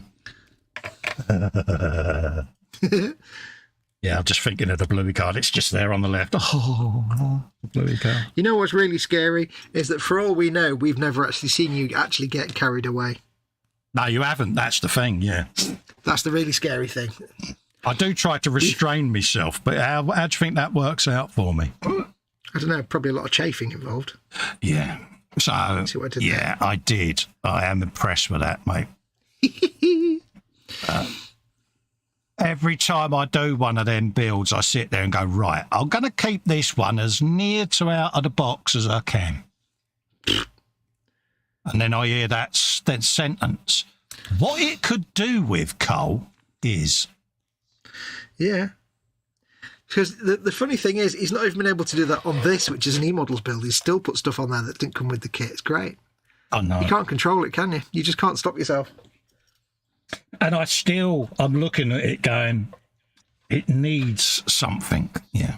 It needs ... Yeah. So, yeah. You're just out of control, man. It's all part of the fun, though, isn't it? Oh, yeah. It would be boring if everyone built the same, wouldn't it? So. Now, here's the question. Yes. Where do I put the Hello Kitty decal? Normally, I would do it secretly and hide it away, like on the Millennium Falcon, that people don't realise because it's not in the shop yet. There is a Hello Kitty decal on my big perfect grade Millennium Falcon that I did for eModels, but I'm doing this on the live stream, so everyone knows where it's going to be. So let's find a place. Is this going to be a stealthy place, or is this a place where it's going to be highly visible? Well, I mean, not stealthy in that everybody's about to see me put it on, but I know what you mean. Yes. I don't know. Let's have a think. Let's see where we can put such a decal. Unless you bung it on off stream and then people can observe where they think it might be.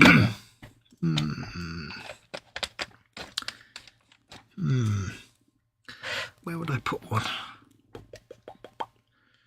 Where would I put one? Let's see. Ooh, thinking. Yeah, you go careful. Ooh, I think I sprained something. I swear blind, my light bulb's just flickered, mate. So be careful, yeah? Somehow there's a big pile of water on my desk and it's got in my decal bag and I can't put my decals in there now. Oh, darn it. Oh well. I've had an idea. Oh. I think I might need to get the orc decals out.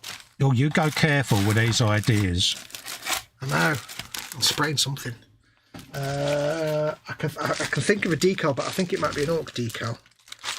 I'm not sure.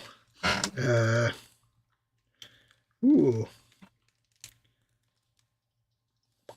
Just realised I got all the like Imperial Guard, generic Imperial Guard tank transfers as well. Oh, nice one. Some of them will look good on it. Yeah, well, it's got the yellow and black stripy thing. Let's have a look. I've got a whole set of Japanese-style anime eyeballs. That's not in any way disturbing. Have you got a sharp mouth?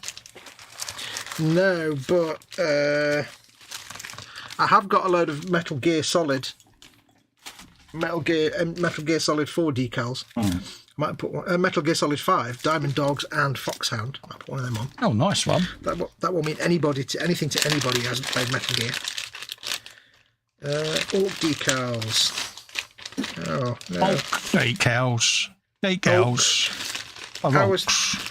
I knew somewhere I had like a decal of, you know, like you draw a line when you get a kill. Yeah. It was like a hatch, and I'm sure I had one that had that, but I can't find it anywhere. That's a shame.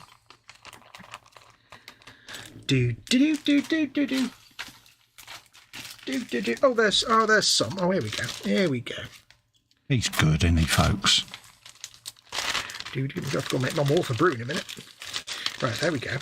What I can do is, they're black though. I wanted them to be white. Curses.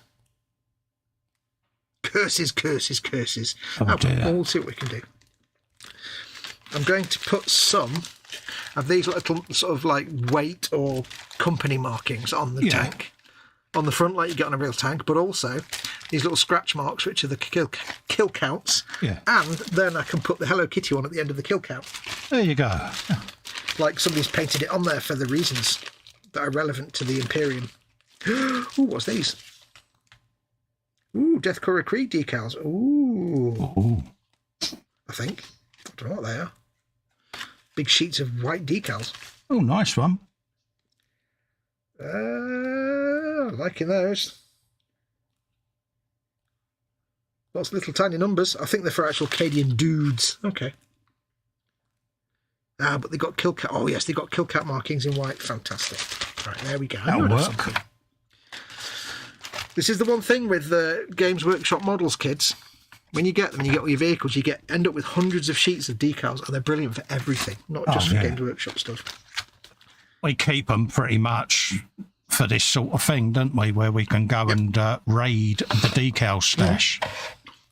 Same with Gundam decals. Well, if you get a chance to buy sheets of Gundam, just generic Gundam decals, do it because they come in handy for everything.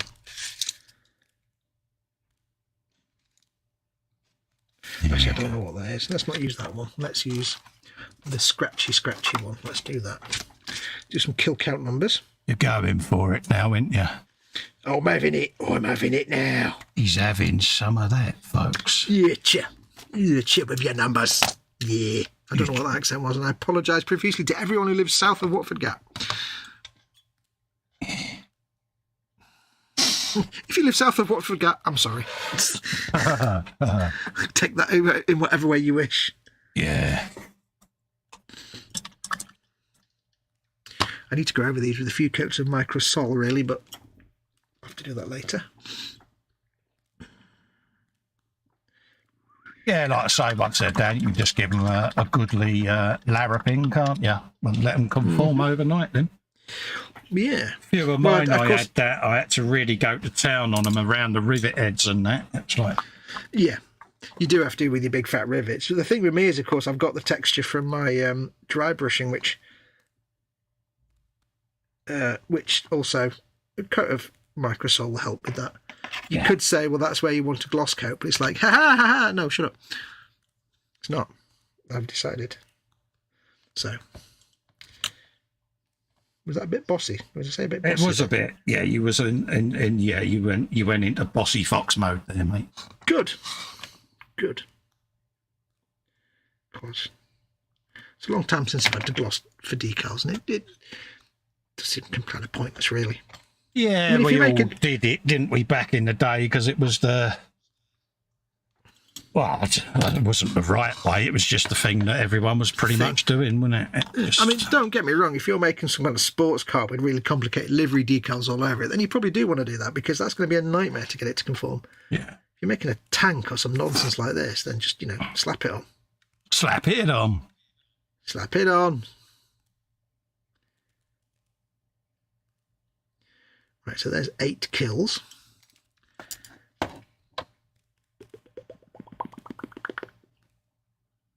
Not lined up perfectly, but hey, that's because some schmucks painted them on with a brush. What schmuck was that?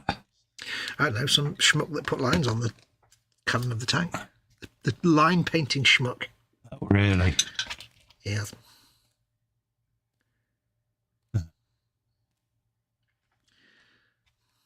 Nine kills, actually. Do your maths correctly, Fox. Numbers. Yeah, you had one job, mate. Failed miserably. Numbers. They make the car look good. So that's them, and then I'll put a little Hello Kitty decal on. Yes. It's done right. We can now. This is the right thing to do. Oh. I have, of course, signed inside it, so there's a drawing inside the tank body. Yeah, mine has its obligatory bit of raggy in there as well as on the outside because that's what we do. Don't need that brush anymore because you're going over to your shipping. Now, if I remember rightly, these Hello Kitty decals take a while to come off the paper. What have we got there? We don't need. How small? Let's have. Ooh, I've got loads of like Elf and Shell and Texaco decals. Cool. Oh, nice one. I've got a JPL, a John Player Lotus team as well. Don't know where I've got that from. Oh, I'm impressed, mate. Right, I think we'll just have a Hello Kitty head. Yeah. All right, It's a bit big, but I don't care. Just start.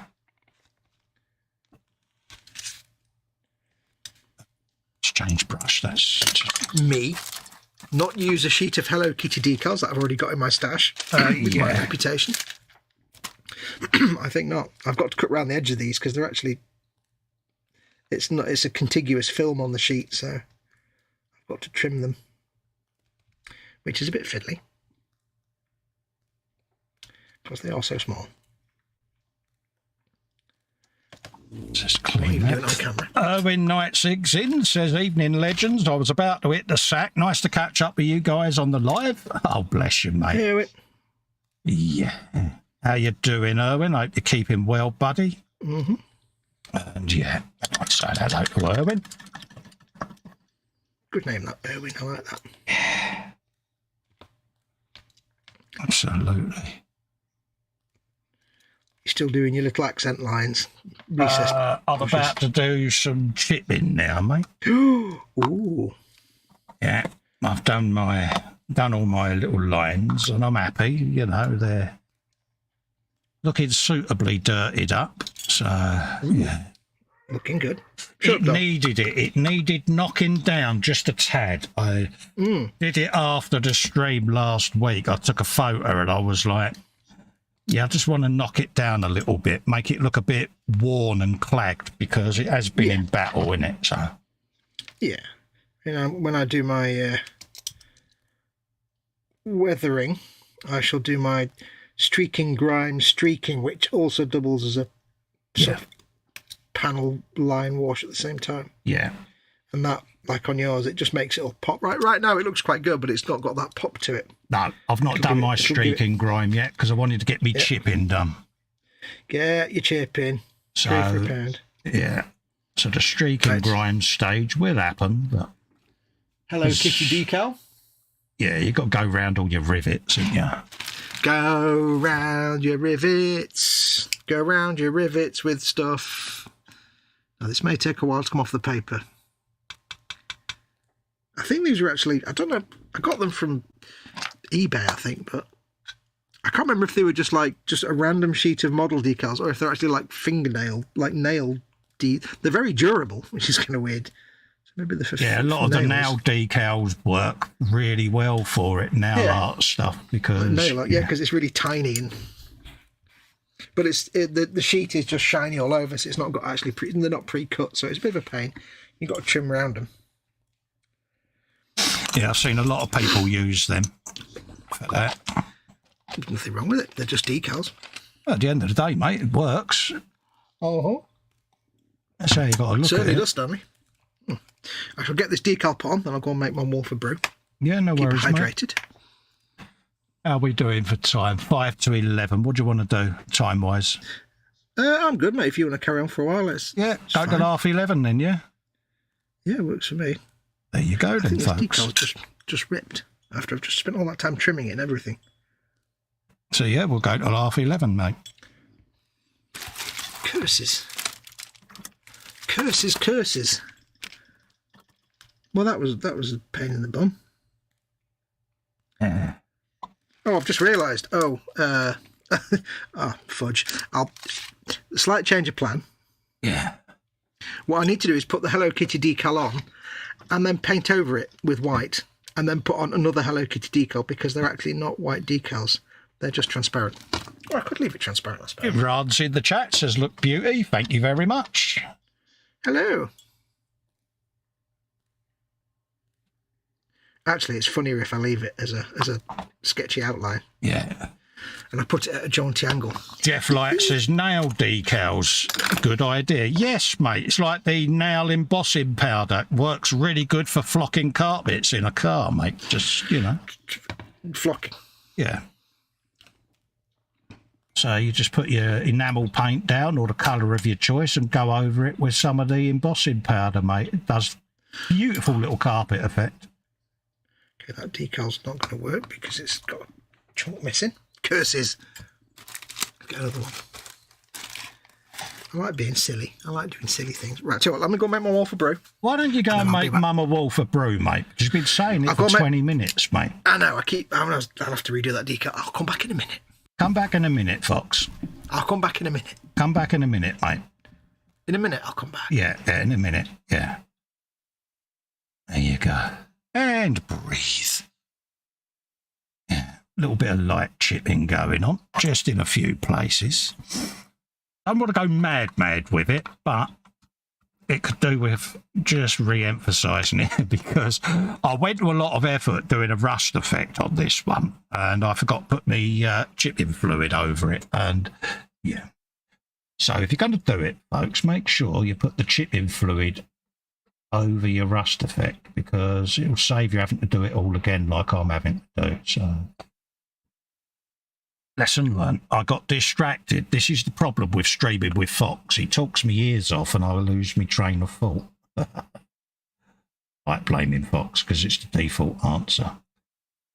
Mew says, nail art is very much like kit decals. I used custom-made nail art on one of my egg planes. Absolutely, Marcy. And they do a wonderful job and all of, you know, and it's one of those. Not many people experiment with them and they're there. It's another little thing for our armoury at the end of the day.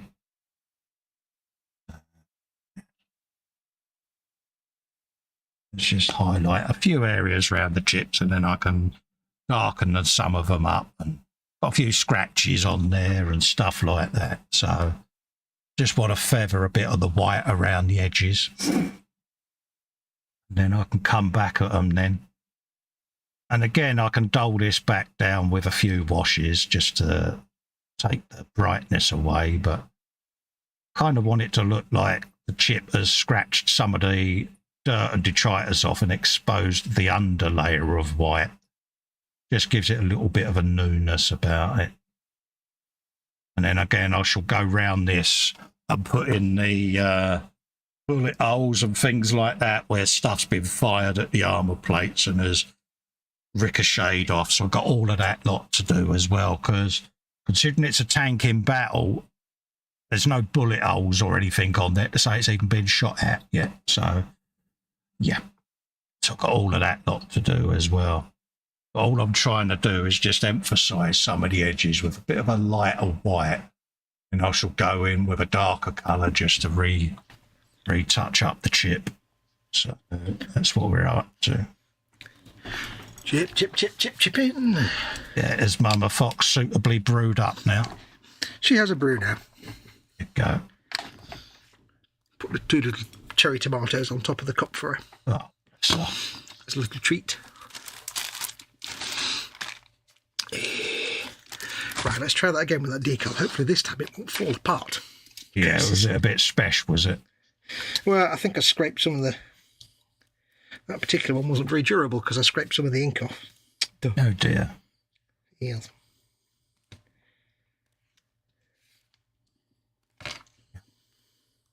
Just expose a little bit of the underlying white.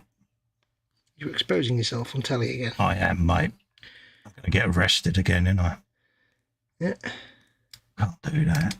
Especially after Moobgate. Well, yeah. There's no going back after that. There you go. That's what we want. Let's get a little bit of Festa's fluid on now. Up. Now he's exposed himself and now he's getting his fluids everywhere. My Lamia medium type stuff. One tiny drop is all it needs. It's sticky and it's medium.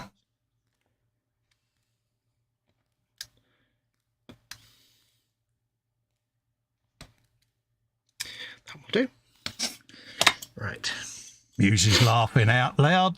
Battle damage or weathering, says Jeff. Absolutely. Yes, there will be some battle damage on here, mate. Gunshots, bullet holes, ricochet marks, all of that lot, dude. Ricochet. Because, yeah. Ricochet. Yeah, they're big old tanks. They've been around for a long time. Exactly. It's bound to have been shot at. It's bound to have some bullet holes in it. That's when I'll get my plastic soldering iron out again, see, and I shall give it the beans and have a few chips and digs and stinks and all of that. It's been driven into things and over things and through things. Absolutely. So I've got all of that lot to add to it yet. It's probably been hit by a few bomb squigs in its time. Absolutely. And that's the beauty of this stage, though, and it lets you be a little bit creative and, yeah. Yeah. And it can be a bit messy and... Absolutely. Careless, I think, is the fun bit. That's why I love weathering. That's why I don't like doing clean, shiny models, because they're so boring. There's nothing to do. You paint the thing and that's it. It's like, yeah, but I want to give it a story. Plus, I'm not good enough to leave it unpainted, unweathered, because I need to hide all my sins. That's the beauty. Weathering enables you to hide all your happy accidents.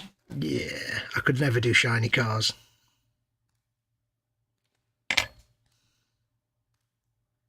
And it's brilliant because with my shakes, weathering is really easy when it comes to chipping. It's like, yeah. Oh, yeah, you love chipping. So how do you do chipping? I hold the brush. Yeah. And off you go. People often say, how'd you manage to get them jagged lines like that? It looks really good. And I'm like, I tried to paint a straight line. Yeah, you're like, yeah, trust me, it's not worth the price. Right, so there we go. There is our painted by whoever put the stripes on the turret. There'll be no peas in our time. So we did give peas a chance. Yeah.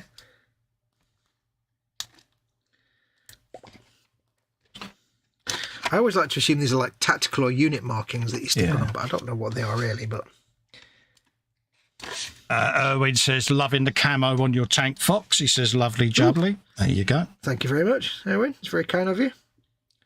I actually prefer Collins, but I shall have to adapt that, paint that camouflage style in one of my future builds, I think. Yeah, you do like it. It's grown on you, isn't it? Yeah. There's something about I'm naturally drawn towards kind of blues and blue greys in camouflage. Yeah. I don't know why. It works for me in a weird way. Yeah, I was sceptical at first when I started, but I'm glad I persevered. Mm-hmm. Percy who now? Yeah. He was that gardener, wasn't he, on Blue Peter? Oh, yeah. Did he do the bird whistles as well? Yeah, persevered. Yeah. People go, no, it was Percy Farrakhan. I know. Percy Thrower. No. Yeah, Percy threw what? Can he grow it? Percy Thrower. No, because he's dead. That was weird. Yeah, you was being special there, weren't you? I was. I'm in a silly mood. Really? I'd never guessed. I've not put any decals on me sponsors yet. I was going to put hundreds of little tiny, like, Gundam warning marking decals all over as well, but I don't know if I will now.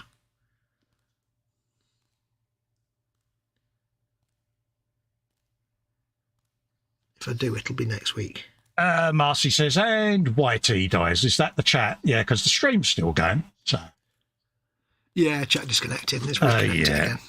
Yeah. There's been a lot of recent issues with YouTube chat, folks. It's beyond our control. It's definitely them, but... To quote Spike Milligan, there's a lot of it about. That theme tune's in my head now.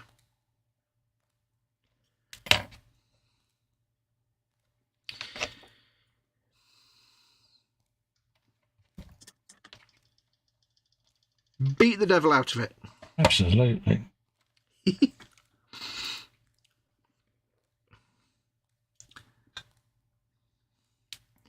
La la la la la la la la la la la la la.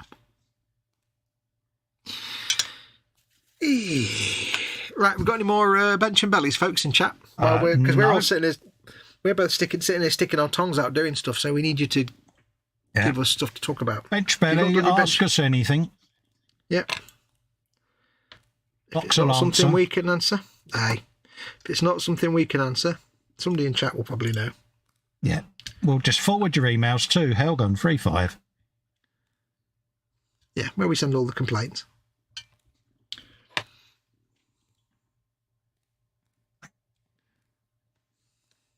Legend. The legend that is Tony.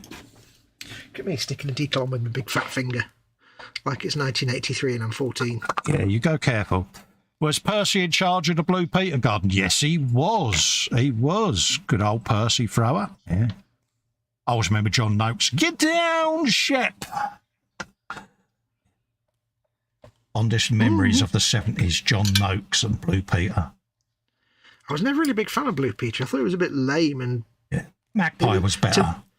To me, like, it was always a bit lame and Walter the Softy for me. I'm like, it's a bit middle class. And I didn't know what that meant at the time, but nowadays I'd be like, it's a bit poncy middle class. Once John Noakes went, I stopped watching it because I just used to find him compulsive.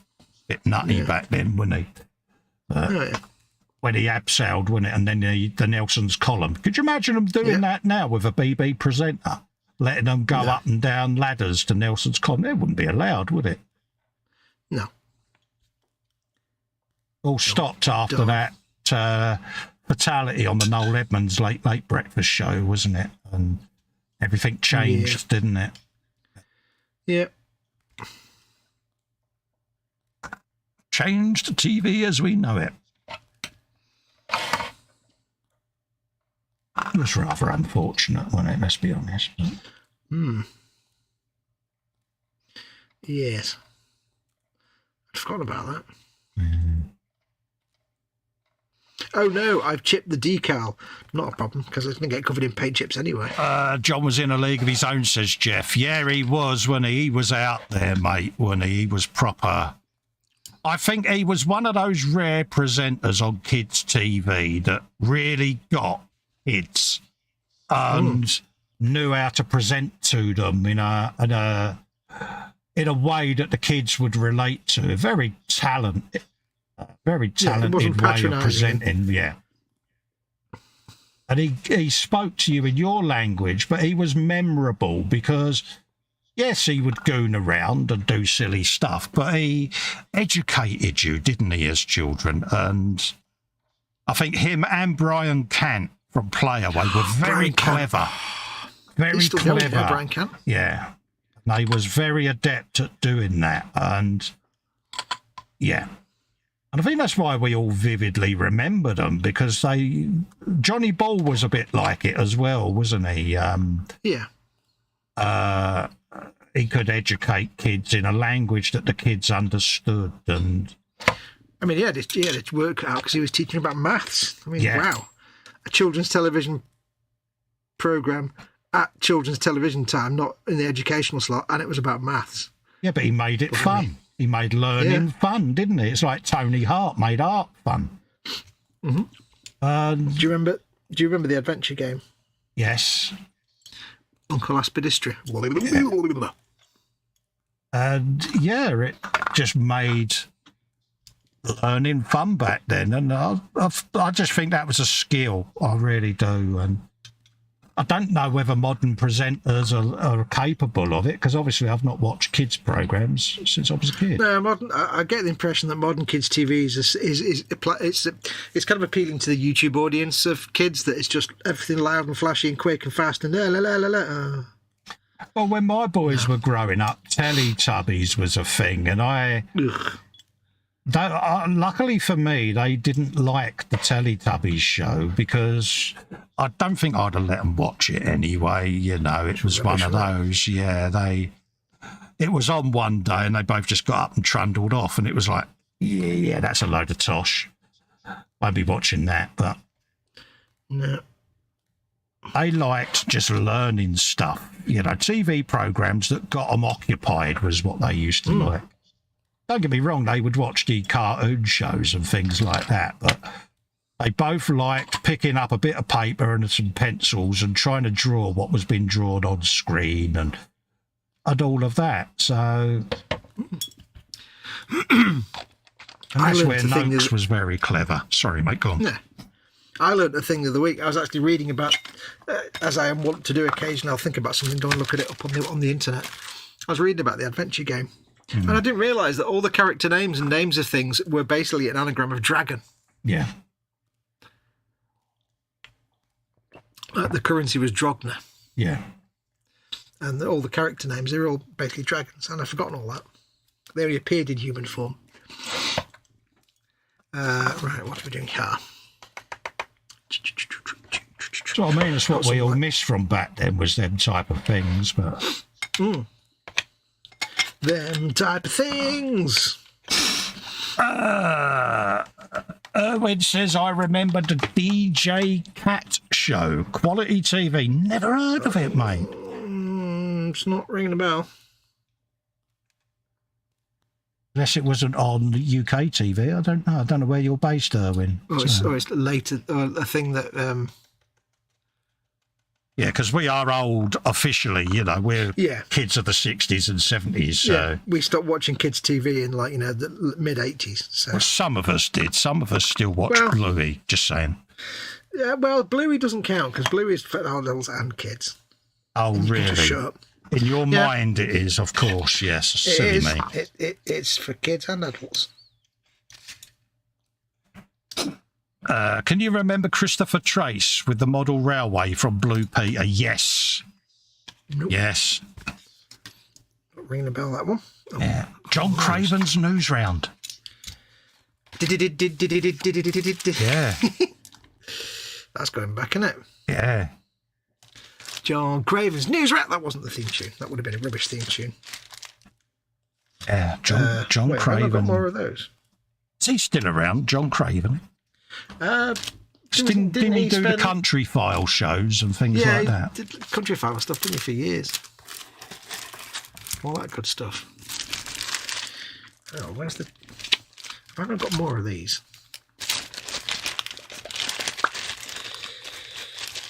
Yes, I have thousands of them. Excellent. Excellent. And it's new, Fox, she says. Newish. Yeah. What's new? Yeah. It's on about that, what's his name? Oh, Bluey is for kids. Yeah, Bluey. Bluey is for kids, but it also has some adult stuff in there that the kids won't pick up on, as the best TV does have. I would know this if I spent my life watching every episode of Bluey, but... Yeah.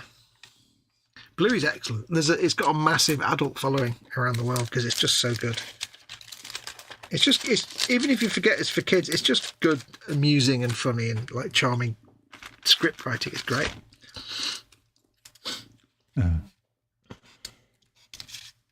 Of course, I don't know this yet because I've only watched one episode, and believe you me, Dan, I know that I've only watched one episode. Useless is what you are. Absolutely. I stand by my uselessness. Right, that's going to go there. If only an adult assumes it's for them, yeah. Exactly, Marcy. Exactly. It is. He's convinced himself, Marcy. You're never going to win this argument. There's little bits and things in it that you think, yeah, a kid would never understand what that means, but adults will know exactly what it is. It's actually aimed at parents. I wouldn't say adults, it's kids, and then there's stuff for the parents as well. There's one bit where, like, the father stood there. The kids are doing something in the foreground, and in the background, the father stood there talking to another father in the park, and you can obviously tell he's talking about having a vasectomy. Yeah. But, of course, kids wouldn't even register that.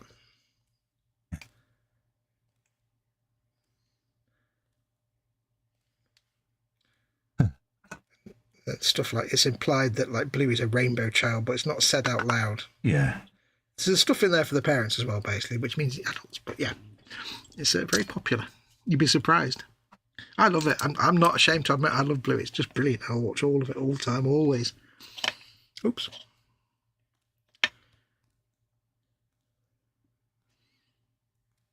He does call me a heathen. Yeah. And there's no way you can tell me that a cartoon for kids where one character proudly proclaims I've got bum worms is not a great cartoon. Come on. It's just because it's Australian, they kind of get away with a lot. There was one the other day where one of the characters kept referring to the one as buggerlugs, and I'm like, you just couldn't do that on British TV. It does cause a bit of controversy because every now and then you'll see a headline, don't you? Outrage. Yeah, just very occasionally. But no, it's just great. I love it. Blue is great. I'll not hear a bad word about it. I would know this, wouldn't I, if I watched it? Mm-hmm. You will eventually. Going to have no choice of all these Bluey builds that people keep sending me. Yeah. I should point out that you've got approximately 33% more Bluey content in your house than I have. Yeah, you are not far wrong there, mate. Yeah. I don't know how this is worked out. I really don't. Your obsession, and yet I'm the one who's got. Yeah. You had the bin lorry on your wish list. I know I did, but it's funny how it's turned out, isn't it? It's like it is. It's like yeah.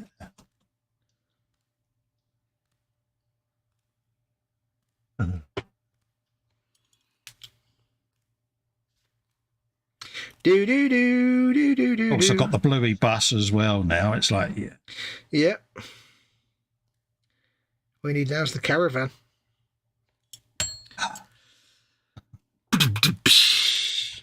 Oh, the Bluey car could be pulling the caravan, couldn't it? Well, that's the idea. That's it. It does attach. You can buy the set with the caravan on the car. Just saying. Yeah. I'm hearing an echo every time I do my brush. You've not got your headphones in there. Yeah, I've got my headphones in. I don't use speakers. Strange. Not hearing any echoes at this end. Yeah, weird, isn't it? Yeah, I don't use speakers because I don't have them plugged in.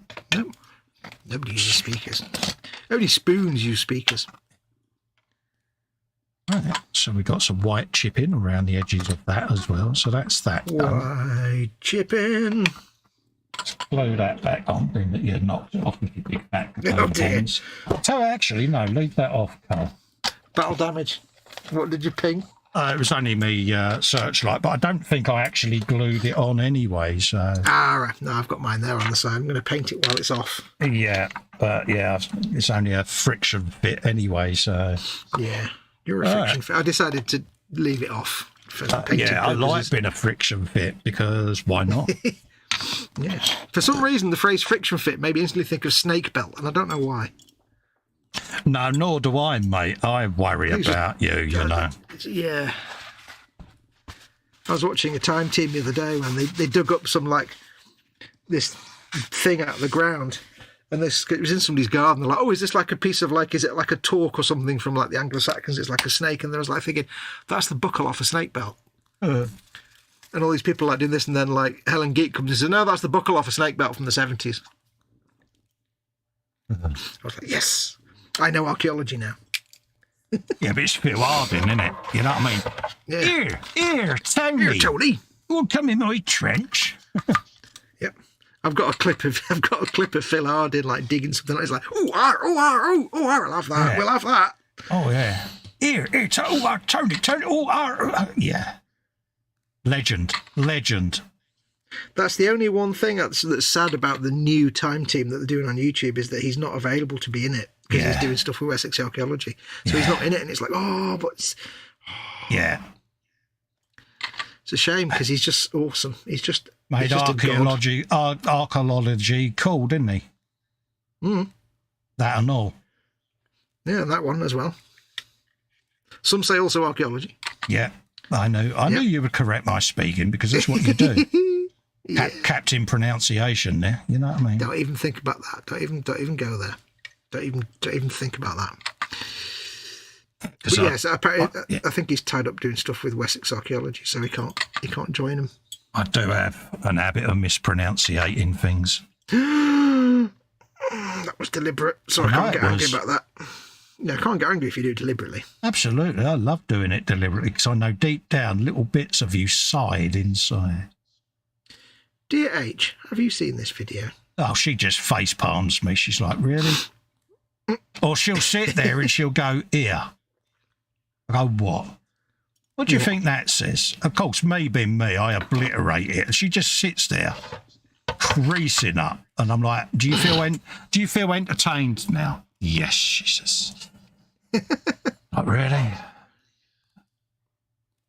I just love it when you do that. You just sit there and you just think, or when you sat there reading something and it just goes all wrong, you just sit there and you say to yourself, it's just words, Col. It's just words. You're just reading words. It's all your one job. Yeah, I tell myself off. I'm like, Col, you're reading out loud. How hard could it be, you pilch? Yeah. I think you get all excited and you kind of run ahead with the reading and then... Yeah, I sit there and think, oh, I won't get that wrong. I'll be all right with that. I can cope with that. And boom, yeah, goes wrong. Yeah, by the time you've finished thinking about the word you're going to struggle with, you've caught up to yourself and gone past yourself and fallen over your own feet. Yeah. Bless you. Doesn't help when I've got you in the background corpsing because all I can see is you gooning around. Yep. Chris was good. Like I thought, actually, when the stream fell over on Monday, I thought Chris was just Well, I thought you broken him because he was just hunched over. And I was like, is he just like hunched? And I was like, oh wait, no, we've actually frozen. Oh, yeah. I thought he was just sat there for like about a minute laughing. Yeah. I was like, wow, you've actually made Chris laugh more than me this time. Yeah. I thought I was doing well until I got that Swiss bloke, and then that was it. It went wrong then. Well, better than the Japanese bloke, eh? Oh, the Japanese bloke, yeah.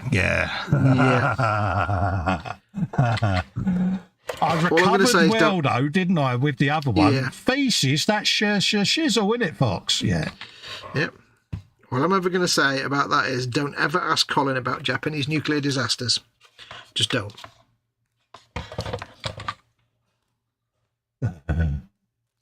Again, I thought I had done that well. It was only when I see you lot just lose it. I'm like, what have I done now? I'm like, really? How did I say that wrong? And it was like, yeah. We can't tell you. We can't tell you, but you've just got away with that really grown-up word on the eModels stream. Oh, I said it that way. Yes. I think you just said something expensive. I try. Right, I'm not being particularly careful with the decal fluid setting solution on these decals because there's going to be a lot of weathering and chipping anyway, so I'm not fussed if it's a bit... This is why no preparation goes into the factoid, because it's so much better when I don't know what's coming up. Yeah. Because that's when you sit there and go, oh, gold. Yeah, and I do. I'm like, oh, really? I have to say, all the people I've known in my life, you're the only one that actually genuinely says, oh, gold. Yeah. I've not heard that since the 70s, and it's like, it's such a great, oh, gold. Yeah, oh, God, he's wrote a book. Oh, no. I nearly rinsed my brush in my coffee cup then. Nearly. Love the blue and white camo, Colin, says Erwin. Thank you very much, mate. It's something a bit different. Yeah, let's give you a glory shot of it assembled, mate. But yeah, I've got a couple of turrets in my. There you go. Let's put that on there. There you go. Gives you an idea, mate, of what you're looking at there, mate. It's something a bit different, isn't it? So yeah, it's glorious. It's one of those. I was sceptical at first until it started coming together, and then all of a sudden, it was like a fish getting hooked. It was like, yeah, I'm feeling it now. Because at first I was very tempted to dead-hole it and start again. I'm glad I didn't. No, I'm glad you didn't. It's awesome. But you know what it's like. You just get to a paint job, don't you? And you just have to fight through that. Yeah, you have to fight through that bit of, oh, it looks awful, because it always does. Yeah. At first, because it's not even finished, and you're like, it looks awful. It's like, yeah, because you've not. It'll come together. Just trust the process. Absolutely. I think I'm going to leave it there with decals. I think next week I'll do tiny little Gundam decals all over it. Oh, right. Hazard marks and warnings and stuff. Yeah, because you're like me, you put your decals down, you go, oh, they're bright, but then you've got all your feathering them down and all of that lot to do. Yes. Marcy says, I like the subtle red lines. Yes, Marcy. Do you think I got carried away, love? A little bit. Yeah. I don't think you got carried. You can't get carried away. It's not even possible for you to get carried away. Shush. Yeah, I just thought I would put a couple of subtle red and white stripes on it because, yeah. I don't think it's physically possible for you to get carried away. Yeah. It's not something you can do. Actually, I'll do one more decal before we go. I'll do...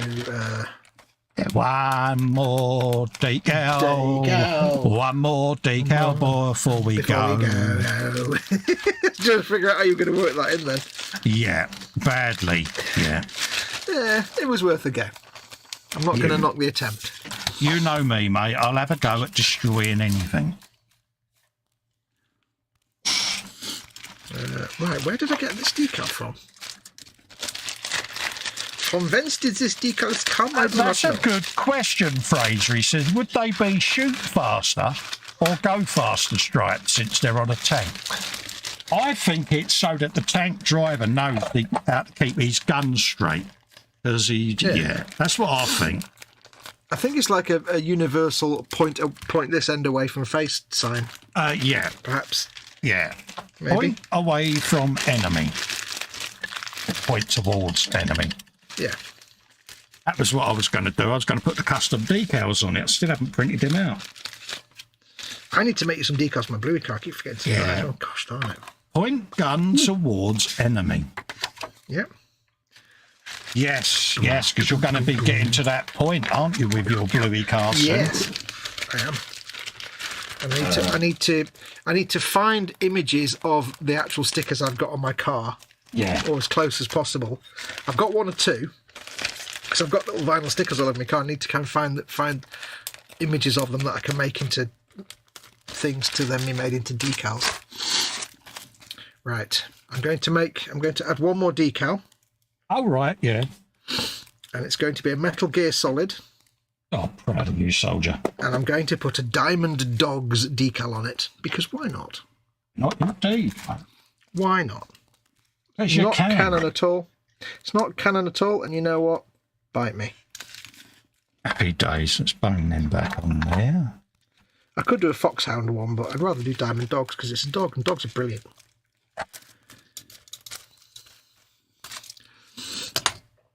Let's have a look at that. Marcy says, nah.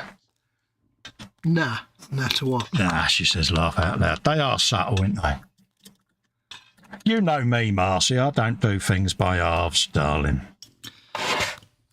It's all or nothing with me. He's got a caliper set and it just goes from 0 to huge. Oh, it's Orcs, isn't it? Anything after 6 is lots, isn't it?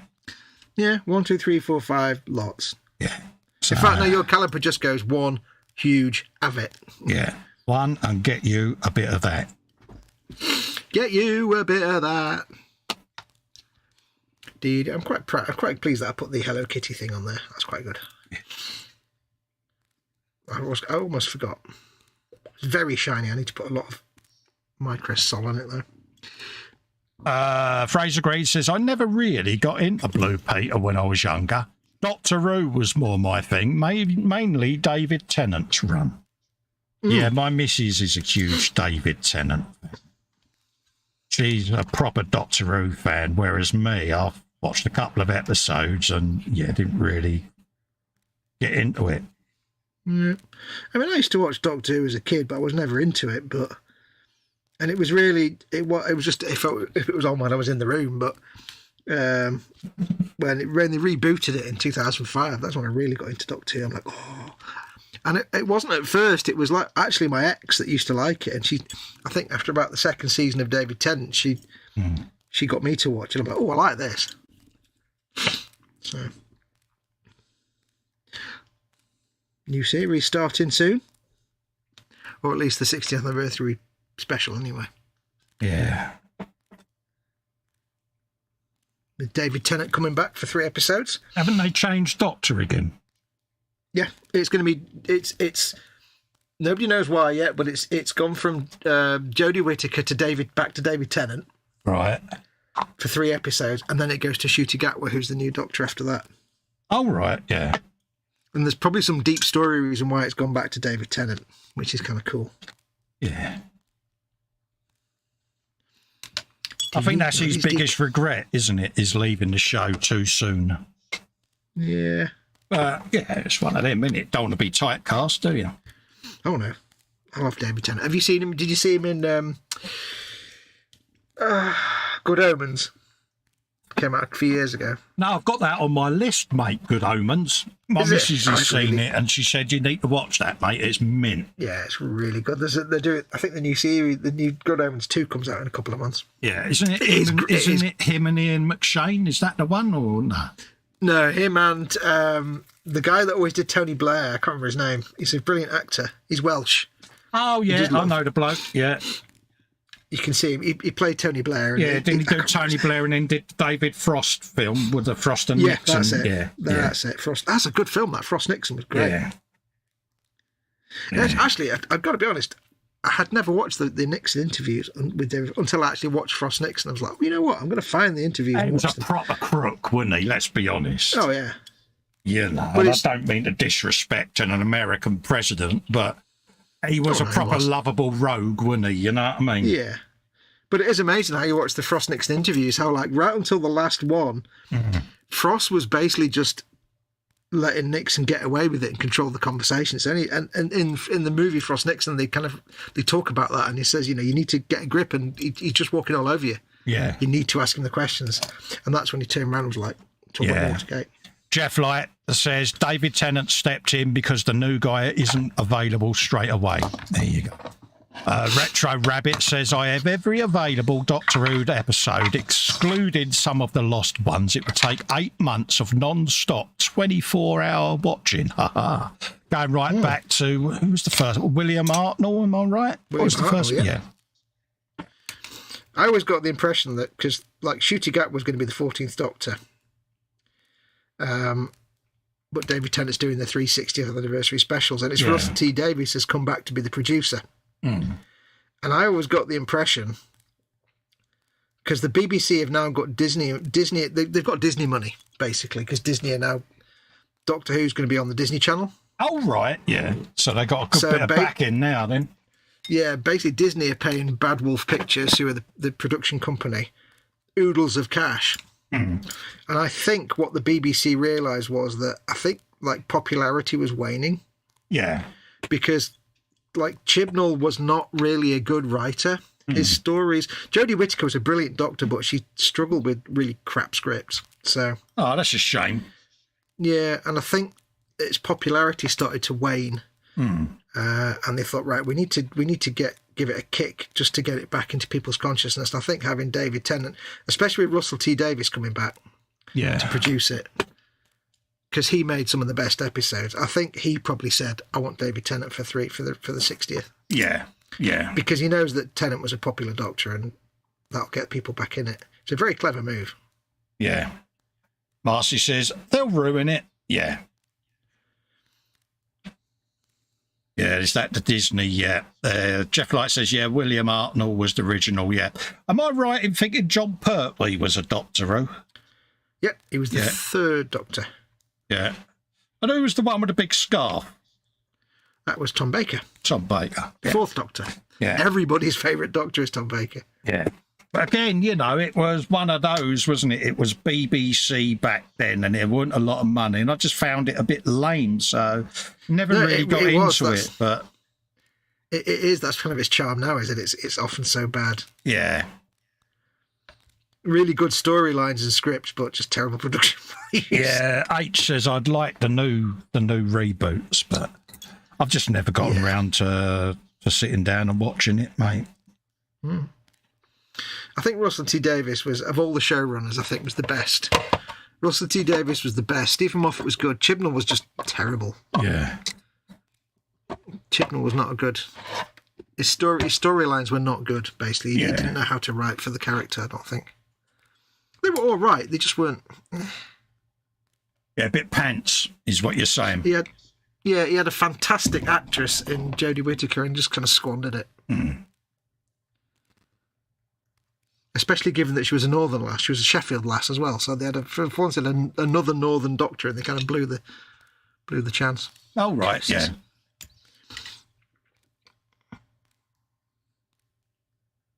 Look at the concentration, folks. Look at the concentration. What, me? Yeah. Get me Diamond Dogs. Diamond Dogs decal on the turret there. Yeah, get in there. Get a bit of fluid on that, and then I'll call it a day, I think. Absolutely, mate. Marcy says, I prefer the old ones, just can't see a woman as the Doctor. Do you think it's a woke thing, Marcy, where they have to try to comply with having a minority as a Doctor and as a woman as a Doctor? It's like, No, not at all. I mean, Helen was saying about the amount of regenerations they've had goes away from the original idea because they was only allowed so many regenerations. But Time Lords are supposed to have 13 regenerations. Yeah, but there's a complete story reason why he got more than 13, or they, and there's a whole storyline in the last series that explains why the Doctor is not a regular Time Lord. Yeah. Because she started telling me, and I glazed over by then. Yeah, it's a whole deep story reason as to that. But now the Doctor can be anybody. It can be man or woman, black or white, anything, doesn't matter. Yeah. I think it's just nice to get a bit of variation for once. You'd be a good Doctor, Ro. Me? Yeah, that would be right up your street. Yeah, that would be right up your street. Just imagine the outfit you would have as Dr. Ro. Well, it would, of course, have a big floppy coat. That would be absolutely you'd have a great coat that swishes as you walk round corners, without a shadow of a doubt. I wouldn't have a grey coat. I'd have a fabulous coat. Yeah. See what I did there? Yeah, I did. You see what I did there? Retro says, early episode with Tom Baker titled Robot had dryer tubes for arms and vice grips for hands. I think the rest was cardboard boxes, badly painted silver or grey. I think the BBC had about $72.43 for the episode. Yeah. Well, it's like Daleks, isn't it? You got a plunger and a whisk. It's like, how scary is that? That's the thing about those early shows. They were like so limited budget. Yeah. Marcy says, so tired of the BS. Just make something new. Yeah, something original. Erwin says, Oppenheimer is in the cinema right now. It looks like a legitimate movie. Yeah, I'm quite keen on seeing that, mate. I'm looking forward to it getting released so that I can watch it here. Yeah, watching that. Jeff Light says the TARDIS is female according to one storyline. Oh, yes. Wow. And let's not forget, of course, that the Doctor Who was originally produced by the BBC's first ever woman producer, Verity Lambert. Oh, right, yeah. I think she wrote it and produced it, and this is in the obviously early 60s, and she had to fight tooth and nail to be able to do it because she was a woman at the time. Yeah, because women were just secretaries in the BBC at that time. Oh, it's pathetic, isn't it? Yeah. So it's embarrassing to think that's how they was treated, really, when you think about it. Yeah. No need for it. Doesn't bother me who plays the Doctor, whether it's male, female, what colour they are. It doesn't matter. The Doctor's had thousands of regenerations and hasn't always been a white guy. So have at it. Who would you say was your least desirable Doctor then?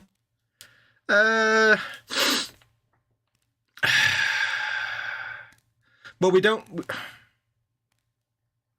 I think possibly. I don't know, because by the time it was Peter Davidson and Sylvester McCoy, I'd kind of stopped watching it. So I'd probably say Peter Davidson, because Sylvester McCoy the storylines is that because Peter Davidson's Doctor was really grumpy and like selfish and rude, and Sylvester McCoy's Doctor was Scottish and grumpy, but in a different way. Yeah, I mean Davidson's a good actor. Don't get me wrong, but a lot of people just couldn't relate to the character, could they? No, his Doctor was I know everything, I'm correct, you're wrong, blah, blah, blah, blah. Oh, one of those. The character, the way. But whereas, like, Sylvester McCoy was just a typical grumpy Scot, which was great. Don't know him, but, mate. Yeah. So I'll probably say Peter Davidson. I think. But then again, I was out of watching it by then, so. Yeah. Good memory, Fox, says Jeff Light. Absolutely. Yeah. Retro says it's all wibbly wobbly whiny stuff. Absolutely. What else is there? Mew says green, purple, blue or yellow as long as the Doctor is a man. Yeah. Why does it have to be a man? Why can't it be a woman or a man or either? The Doctor's been both. Don't know. In his history. So the regeneration can be anybody. It doesn't have to be one or the other. Retro says worst Doctor was in the American TV movie from the mid-80s. Well, you see, was it Peter McGann or Paul McGann that played him? Would have been one of the McGann brothers, wouldn't it? Yeah. That would have been, he would have played, and he has been in the audiobooks and all the Big Finish audio stuff that's come out since then. He's done a load of them, and he's actually a really good Doctor. It's just that particular TV movie was absolute garbage. So... Yeah, that was a bad TV movie. But he's done audio plays, and he does actually make... apparently it's canon as well, that Doctor regeneration. So, right, yeah. Yeah, I love me some Doctor Who. Yeah, I gathered that because, you are a bit of a Doctor Who buff even. Yeah, but that that TV movie was terrible. It was absolutely awful. So, some things should never be filmed, should they? But... It's one of those, I'm surprised at its longevity, to be honest with you, because from what I remember seeing way back when, it weren't exactly great TV even then. But well, the thing you have to keep in mind is it's always been, first and foremost, a children's TV series. It was shown at, like, tea time on a weekday. Yeah. In the 60s and 70s, it was designed for kids. Yeah. So amongst kids in the 70s, good shout, it was the best thing ever. Bobbins has got a classic. Christopher Walken as the Doctor would be awesome. He's got such a wonderful way of talking, hasn't he, that guy? He's like, it's bigger on the inside. I know. I can't do Christopher Walken, but you get the idea. Yeah, he's legendary, mate. I love that guy. Oh, you know who'd be a good Doctor? I reckon, and I could get the name wrong. I think it's Christopher D'Onofrio, who played... He was one of the lead characters in one of the Law and Order series. Right. Big bloke. He also played the Kingpin in the Marvel films. Yeah. Samuel L. Jackson as Doctor Who. Could you imagine that? Oh, yeah, that'd be good. Yeah. That would be good. He'd be a good actor. Yeah. Just for all those Samuel L. Jackson quotes that he could do on Doctor Who would be gold. Yeah. The thing that gets me about the Doctor is, right, it sounds really weird to say it, but it doesn't matter, who plays the Doctor, male, female, what colour. But I think the problem the only thing they can't do is make him not British. I think to have an American doctor would, I don't know, that just, something about that doesn't work, because he's always been either British or Scottish or, English, because even to the point where, somebody describes him as very northern and the doctor says to him, well, every planet has a north. Absolutely. I think it would lose something if he wasn't English or British, because he's very British in his nature. Well, yeah, it's that Britishness, isn't it? Quintessential Britishness and eccentricity, isn't it? Vincent D'Onofrio, says Bobbins. That's it. Yeah. The way he played the guy, he plays a guy in one of the Law and Order. It might be the Special Victims Unit, I think. I'm not sure. He plays this, but he's really quiet spoken and really quite weird when he plays him, and like weird in a kind of not unsettling but fascinating way. And I think if you that as the Doctor would have been quite good. Mew says Jackson would make an interesting if they let him ad lib. Yeah, that's the thing. The only thing is, it's a kids' show, so no swearing. I mean, Jackson's brilliant. Like you say, they let him ad lib. He is brilliant. Imagine Samuel L. Jackson as James Bond. Oh, yeah, I'll 007. Yeah. There's actually a new Marvel series on Disney. It's the Secret Invasion. I've not seen it yet, and it's focusing around Nick Fury, so I must watch that. Actually, yeah, he's compulsive. Again, Samuel L. Jackson is just one of those iconic actors, isn't he? You know what I mean? Wait, that's not Samuel L. Jackson, is it? Is it? Who's that? The what that plays? The one with the eye patch. Nick Fury. Yeah, it is. Yeah, Nick Fury. Is it? Yeah, isn't it? Yeah, it's Samuel L. Jackson. Yeah. That's the funny thing as well. It's like, like Nick Fury in the comics is a white guy, but the casting of Samuel L. Jackson for Nick Fury is brilliant. Yeah. In the movies, it's like, you know what? He's just a perfect Samuel L. Jackson, because he's just the right level of grump and shoutiness. It's perfect. Oh yeah, he's just one of them, mini Samuel L. Jackson. He's just it's a bit like Michael Caine with the not a lot of people know that. Samuel L. Jackson's remembered for several lines in one movie, but it just goes with him everywhere, doesn't it? It's like the worst movie he ever made, and that's the one quote people remember. Did you ever download the Samuel L. Jackson sat-nav voice for TomTom? No, I didn't. Oh, mate, if you got the 18 plus Samuel L. Jackson one, mate, it was gold. One of their friends had the Ozzy Osbourne one. Yeah, because you would deliberately take a wrong turn just to get a rollicking off of Samuel L. Jackson. It was like, Sharon! My friend, the Ozzy Osbourne one was like, the next roundabout, take the first, I don't know. It was basically useless because it always got the directions wrong. Yeah. He's like, oh crap, I think you wanted that last turn. I can imagine, like, say, Samuel L. Jackson, 007. Oh, yeah. Samuel L. Jackson reading Shakespeare.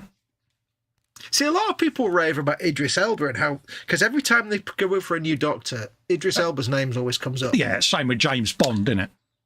Yeah, and it's like, Idris Elba is an awesome actor, but I don't think he'd work for the Doctor, because I don't think he brings that. I've never seen him have that degree of craziness, loopiness that the Doctor needs. He's very sullen, isn't he? Very deep. Yeah. Football roles serious that he's done. Yeah. I mean, he could be, but you kind of need to be a little bit nutty professor to be the Doctor. Yeah, I don't know whether he'd have that light-hearted eccentricity, but so they're always touting him for James Bond, aren't they? Have they decided who the next Bond's going to be yet? Because it's been... I have no interest in Bond, so pretty much everyone, and since sliced bread's been mentioned, but yeah. Yes. Mew says he'd be good in either. Yeah. Idris Elba's the main character in the new Cyberpunk 2077 DLC coming out in September. Yes, I've done a read-up on it because, Ooh, because you like your Cyberpunk, don't you? I do, yeah.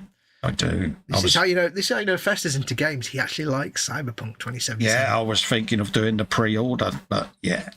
Ooh, yeah. No, scary, isn't it? You're a big lad now. You got your own. I know. I've got me claptrap sat there staring at me lovingly. It's like, really? It's like, what's the last game you played? I don't know, Pong. What'd you like? Cyberpunk. Good lad. Yeah, Anyway, it's nearly 12 o'clock. Yeah, you need I to know. Go and chill out for a bit. We're gonna come off air, folks. Yeah. Hopefully you like what we've been doing with these little things. Yeah. If you don't, mail helgan35@geocities.com. At geocities.com. And we will be back this time next Wednesday for the eModels Workbench Live. Don't forget, folks, this coming Monday, we are doing a reboot of Monday's show from last week. Yes. So we're doing an extra show this week. We've still got to tell Chris and Ted. So look out for that. Even there, but absolutely. So look out for that. Me and Fox will be back on my channel for the Friday Frolic. So certainly. Until then, we'll love and leave you. Stay safe, everyone. Thanks for joining us, two idiots, and we'll put some pictures of these up on the eModels Facebook page later on. Yes. See you later, peeps. Stay safe. Adios, amigos. Catch you soon. Big hugs. Bye. Bye. Bye.